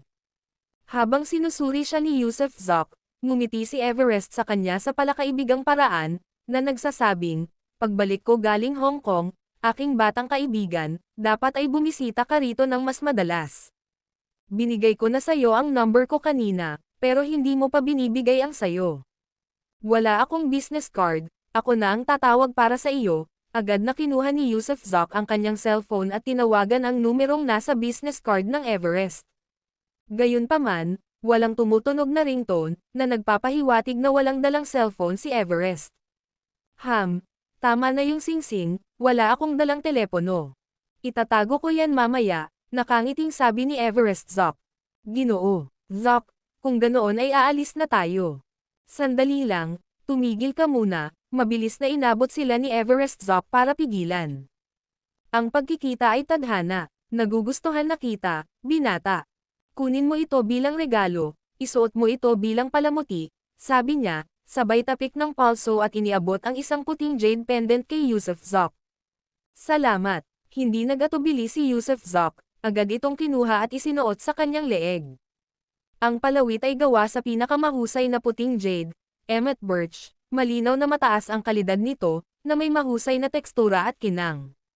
Bukod dito, bahagyang may naramdaman si Yusuf Zoc na kakaiba rito nang gamitin niya ang kanyang telekinesis. Tila naglalaman ito ng isang uri ng enerhiya na hindi katulad ng ibang jade na nakita niya noon, na naglalabas ng kakaibang aura. Bagamat hindi alam ni Yusuf Zoc ang binabalak ni Everest Zoc, malugod niyang tinanggap ang regalo. Siyempre, pinanatili niya ang kinakailangang pag-iingat, si Everest Zoc ay hindi kamag-anak o mabait, ngunit nakinitin niya si Yusuf na papatay ng isang tao. Sa makatuwid, kung sakaling magpasya ang Everest na saktan siya sa hinaharap, ito ay magiging isang malaking problema. Kaya naman, nanatiling mapagmatsyag si Yusuf, nanatiling pala kaibigan kahit hindi pa niya nauunawaan ang tunay na intensyon ng Everest. Sabi nga ng matandang kasabihan, huwag kang magkimkim ng intensyong saktan ang iba, ngunit huwag mong kalimutang magbantay laban sa mga maaaring manakit sa iyo. Ang pagiging maingat ay hindi kailanman makakasakit ng sinuman. Pagkatapos makapasok sa kotse at kumaway palom kay Everest Zoc, biglang humagalpak ng tawa si Bryce Harper, na nakaupo sa passenger seat, at sinabing, Yusuf, maaaring hindi mo namamalayan, Pero Mr. Hindi basta-basta ibinibigay ni Zack ang kanyang business card kahit kanino. Pribado niya ang numerong iyon, wala nga ako. At para bigyan kanya ng regalo para sa pulong, hindi ka ordinaryong tao. Haha, paano kung sabihin kung gusto niya akong ligawan, maniniwala ka ba? Pilyong humajejek si Yusuf Zack. Puff, puff. Halos mabulunan sa sarili nilang laway sina Bryce Harper at Luis Garrett nang marinig ang sinabi ni Yusuf. Napakahalaga talaga ng Yusuf na ito, matapang na magsalita ng kahit ano, kung maririnig siya ni Master Zack, magagalit talaga siya. Tumigil ka na sa kalokohan, hayaan na natin dyan, tama na. Agad na pinigilan ni Bryce Harper si Yusuf sa pagsasalita pa ng mga kalokohan, hindi na niya masabi ang mga salitang iyon. Samantala, pabalik sa villa ni Everest Zack, nakatayo siya sa patio na may magaan na ngiti sa kanyang mukha. Sa totoo lang, nanghula na siya para sa kanyang sarili bago dumating si Yusuf ngayon, ipinahihiwatig nito na may dadalaw na isang marangal na tao. Pagpasok pa lang ni Yusuf, napagtanto agad ni Everest na may kakaiba sa kanya, mapaitsura man o aura, ibang-iba ito sa sinumang nakita niya. Gayunpaman, ang pinaka-nagulat sa kanya ay ang aura na nagmumula kay Yusuf.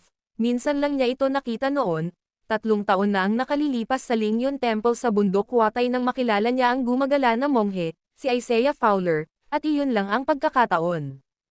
At ngayon, si Yusuf Zack ay may parehong uri ng aura gaya ni Isaiah Fowler, ang punong monghe. Ang video na ito ay edited by Herban Storytelling. Kabanata 129, Paghahanda sa paghuhukay ng kayamanan. Yusuf Zack, may oras ka ba sa Makalawa? Habang nasa biyahe pabalik, biglang tinanong ni Bryce Harper si Yusuf Zack kung available siya sa Makalawa. Dapat may oras ako, anong meron? Naguguluhan na sagot ni Yusuf Zack. Kung libre ka, pumunta ka rito ng maaga, punta tayo sa bodega, pwede kang sumugal sa ilang bato para sa amin, nakangiting sabi ni Bryce Harper. Ah, sige, pupunta ako rito ng mas maaga. Tumanggaw si Yusuf Zack. Sa totoo lang, iniisip niya nitong mga nakaraang araw, kung mag-iisa lang siya, wala siyang gaanong kapital na iikot. Ilang bato lang sa palengke ang maibibigay sa kanya ng 100 milyon. Bukod dito, hanggang ngayon, medyo mababaw pa rin ang kanyang pag-unawa sa industriya ng Antigo. Kahit bumili siya ng maraming jade, hindi niya alam kung paano ito haharapin, kung paano ito ibebenta, kung paano ito ukitin, at iba pa, hindi siya pamilyar sa lahat ng proseso. Gayunpaman, kung makakatambal niya sina Bryce Harper at Mr. Liu, kung gayon ang mga problema ay magiging mas simple. Ibibigay niya ang kanyang kadalubhasaan sa pakikipagsosyo, isang garantisadong panukalang walang panganib. Kung tutulungan niya silang dalawa na kumita ng 1 bilyon sa bandang huli, maaari siyang direktang makakuha ng 300 milyon. Dagdag pa rito, ang pakikipagtulungan sa kanila ay magbibigay daan sa kanya upang matuto at mag-obserbo ng higit pa, at mas mabilis na maa-assimilate sa bilog na ito. Ang pakikipagsosyo sa kanila ay isang madaling desisyon, kaya napagdesisyonan na ito ni Yusuf Zack. Ang pagpunta sa bodega kinabukasan ay magiging isang pagsubok para sa kanya. Nang panahong iyon, sina Bryce Harper at G. Titingnan ni Leo kung talagang taglay niya ang mga kasanayan. Kasabay nito, alam ni Yusuf Zack na kung babagsak siya sa pagsusulit na ito, hindi magiging posible ang isang pakikipagtulungan sa pagitan nila. Ito ay isang kaso ng pakikitungo gamit ang tuso bago maging patas.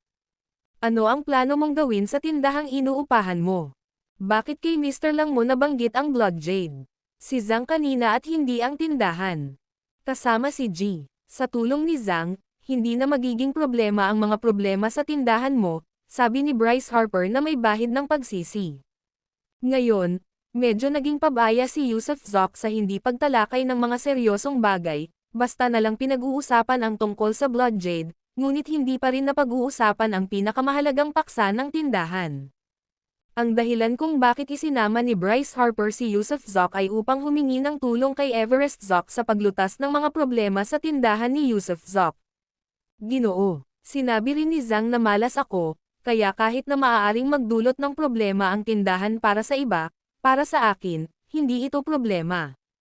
Pero Tio Harper, may hihingin pa sana akong maliit na pabor sa iyo, nakangiting sabi ni Yusuf Zack, hindi ako pamilyar sa Earth Realm ng kabisera, maaari mo ba akong tulungan na makahanap ng renovation team? Iniisip ko ang pagpapagawa ng bagong ayos ng tindahan, hindi ko gusto ang kasalukuyang estilo. Pagkatapos mag-isip sandali, sinabi ni Bryce Harper, pagbalik ko, hahanapin ko ang numero ng telepono at maaari mo silang kontakan. Okay naman, tumanggo si Yusuf Zoc. At paano naman ang direksyon ng ating negosyo sa hinaharap? Sinamantala ang pagkakataon, itinanong ni Miles O'Brien dahil, sa ngayon, ang lahat ay napagpasyahan na ni Yusuf Zoc, at sinusunod lamang niya ang mga tagubilin nito at isinasagawa ang mga ito. Sari-sari, sagot ni Yusuf Zoc, Jade, mga artipakto ng Jade, ang apat na kayamanan ng pag-aaral, porselana, mga tanso, at iba pa. Basta antigo iyan, aayusin at bibilhin din namin. Paano naman ang mga supply? Patuloy na tanong ni Miles O'Brien. Ubo, aalamin ko ang mga supply, 2 beses na umubo si Yusuf Zoc.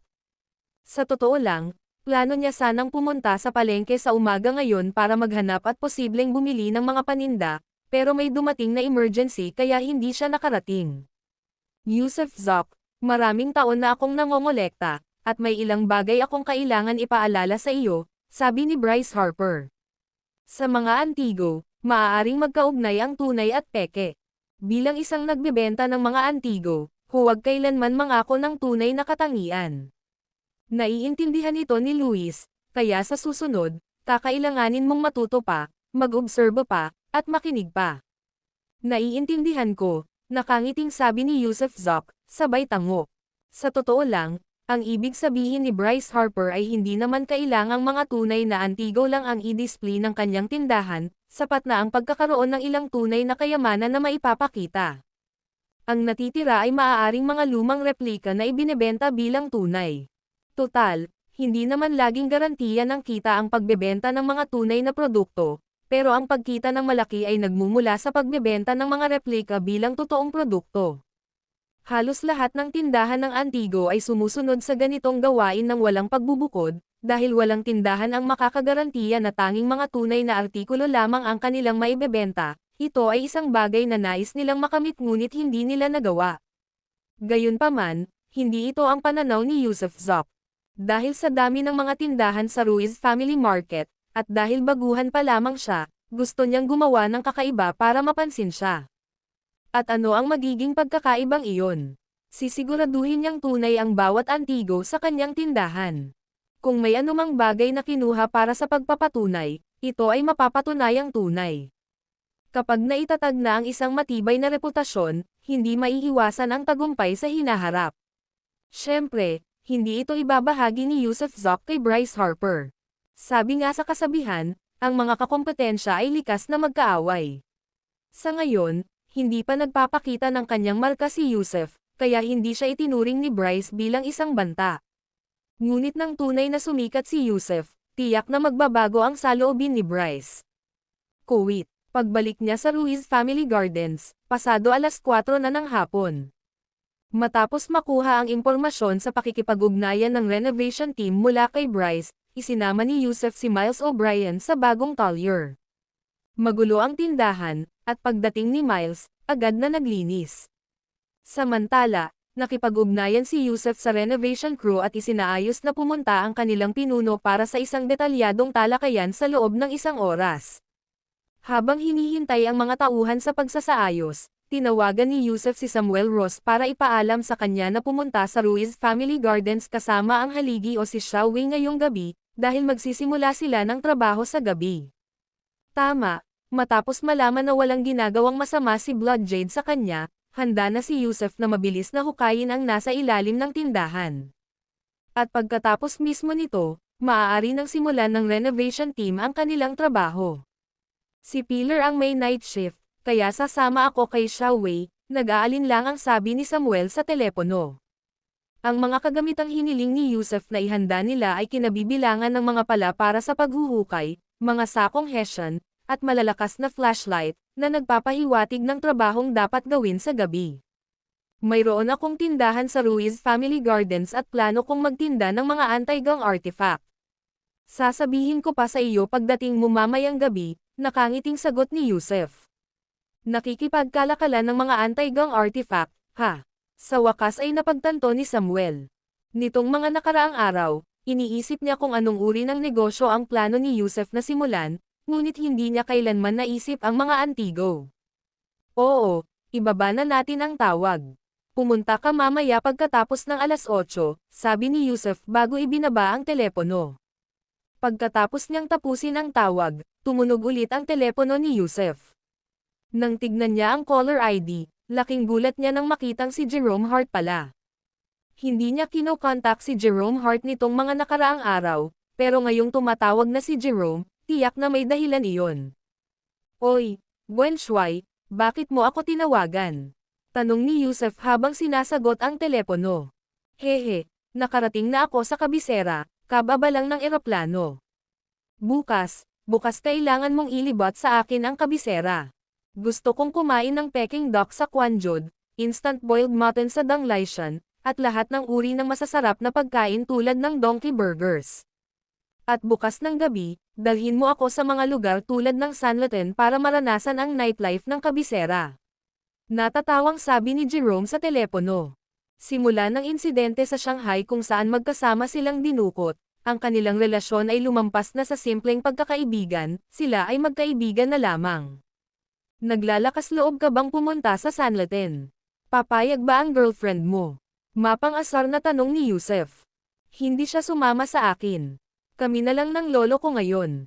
Mayroon kaming isang agarang kaso medikal. Naabisuhan kami ng tanghali at pinalipad kami rito gamit ang mga eroplanong militar, bulong ni Jerome. Ah, pinuno ba ito ng bansa? Gulat na tanong ni Yusef. Hindi ko alam. Kakilala nila ang lolo ko, at mukhang maimpluwensya sila. Anyway, hindi na kita pipigilan, pupunta na ako sa ospital ngayon at makikipag-ugnayan ako sa iyo bukas. Hindi na hinintay ang sagot ni Yusef, ibinaba na ni Jerome ang telepono. Ang video na ito ay edited by Urban Storytelling. Kabanata 130, Nalilitong Matandang Zhang. Pagdating sa Sun Valley County, maraming tao ang may isip si Kehlani Ruiz, at may isip din nila si Wu Song. Ang Sun Valley ay isang lugar ng mga natatanging tao at espiritual na lupain, kung saan ipinanganak at lumaki si Yusef Zok. Sa sandaling ito, isang long-distance bus ang huminto sa istasyon ng bus ng Sun Valley County, at bumaba ang isang lalaking nakasuot ng duckbill cap at may dalang travel bag.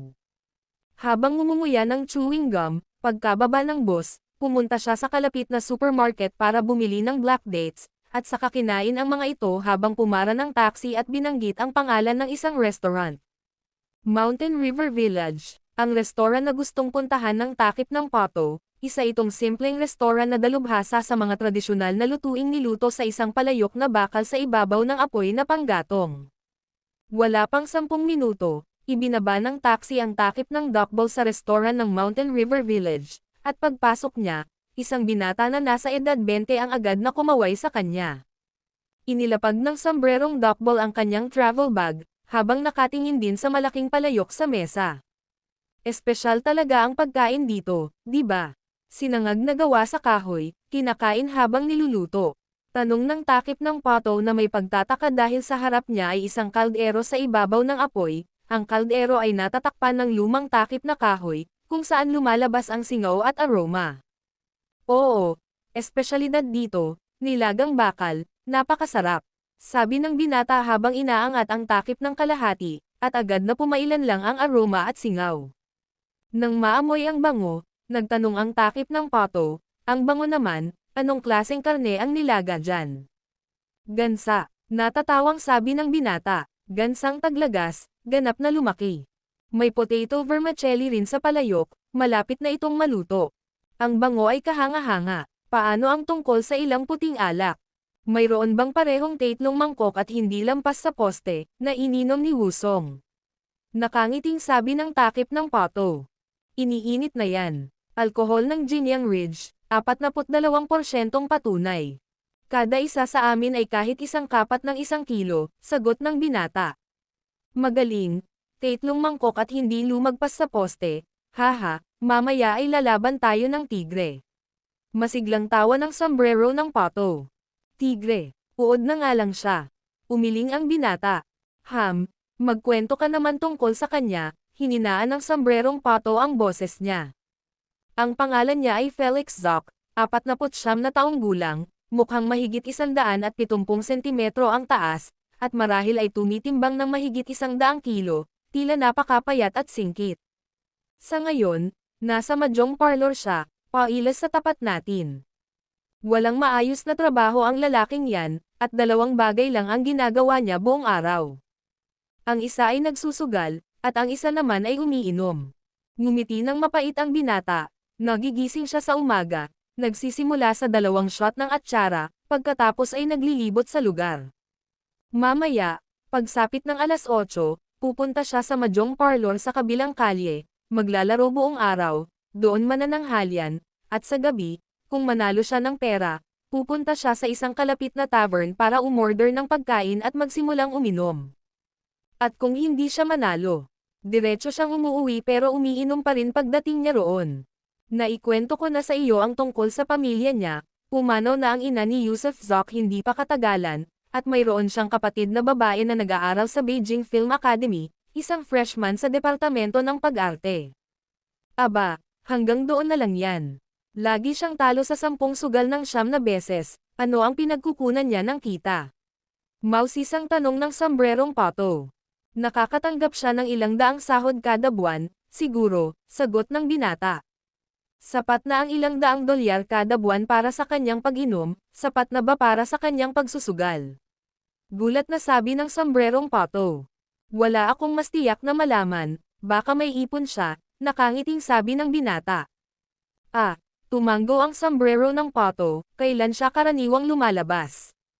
Lagi namang lampas alas 9, sandaling nag-isip ang binata. Tapos na ang taong ito, isa na siyang ganap na hanggal. Hindi mo pa nakikita ang hitsura niya, kapag nakita mo na, malalaman mo na. Nagsasalita siya habang may lasing sa hininga niya. Kung gagamitin ang lokal na lengguwahe, para siyang tamad at walang alam. Hey, kung ganoon nga, mas madali itong asikasuhin. May mga taong ganyan talaga sa buong buhay nila, buntong hininga ng sombrero ng pato. Malapit na itong maluto, tere kain na tayo. Isang ulam lang to, hayaang kumulo at sabay na kainin, itinaas ng binata ang takip na kahoy sa kaldero at direktang inabot ang isang piraso ng pato gamit ang chopsticks para kumuha ng sarili niyang piraso. Matapos matikman ang subo, agad na nag-thumbs up ang lalaking nakatuping dila ng pato at sinabing, masarap. Haha, magpahinga muna tayo sa pag-inom, marami pa tayong oras, tawa ng binata. Kuwait. Samantala, sa tapat ng Mountain River Village Diner sa mahjong parlor, masayang-masaya si Felix Zoc, matapos manalo ng pera ngayon. Naglaro siya ng mahjong buong araw at nanalo ng mahigit 600 dolyar. Matandang Zoc, treat mo ngayon. Ang mga kalaro niya ng mahjong ay 3 babae pala, lahat silang matatabang matandang babae. Walang treat, hindi masaya ang kumain kasama kayong 3, natatawang sabi ni Felix. Kung gayon, ano ang magpapasaya rito? Tanong ng 3 matatabang matandang babae, habang nakatingin sa kanya. Pag-inom, paano kung tig-kalahating litro bawat isa? Kung hindi mo kaya yan, hindi ako sasama sayo sa pagkain. Sabi ni Felix Zoc, habang nakakunot ang noo. Hindi ba pwedeng maging maginoo ka ng kaunti at ilibre mo kami ng malaking hapunan? Walang biyaya, ayaw lang mag-treat, hindi napigilan ni Felix Zoc na sabihing hindi niya sila gagamutin dahil lang sa mga babae sila. Mahilig siyang uminom at magsugal, ngunit hindi talaga interesado sa kabilang kasarian, hindi siya tinatablan ng mga babae. Kung papapiliin siya sa pagitan ng isang bote ng alak na laubay at isang hubad na dilag, walang alin-lang ang pipiliin niya ang laubay ng walang pag-aalinlangan. Maaaring naguguluhan sa buhay ang lalaki ngunit napakatigas din ng ulo.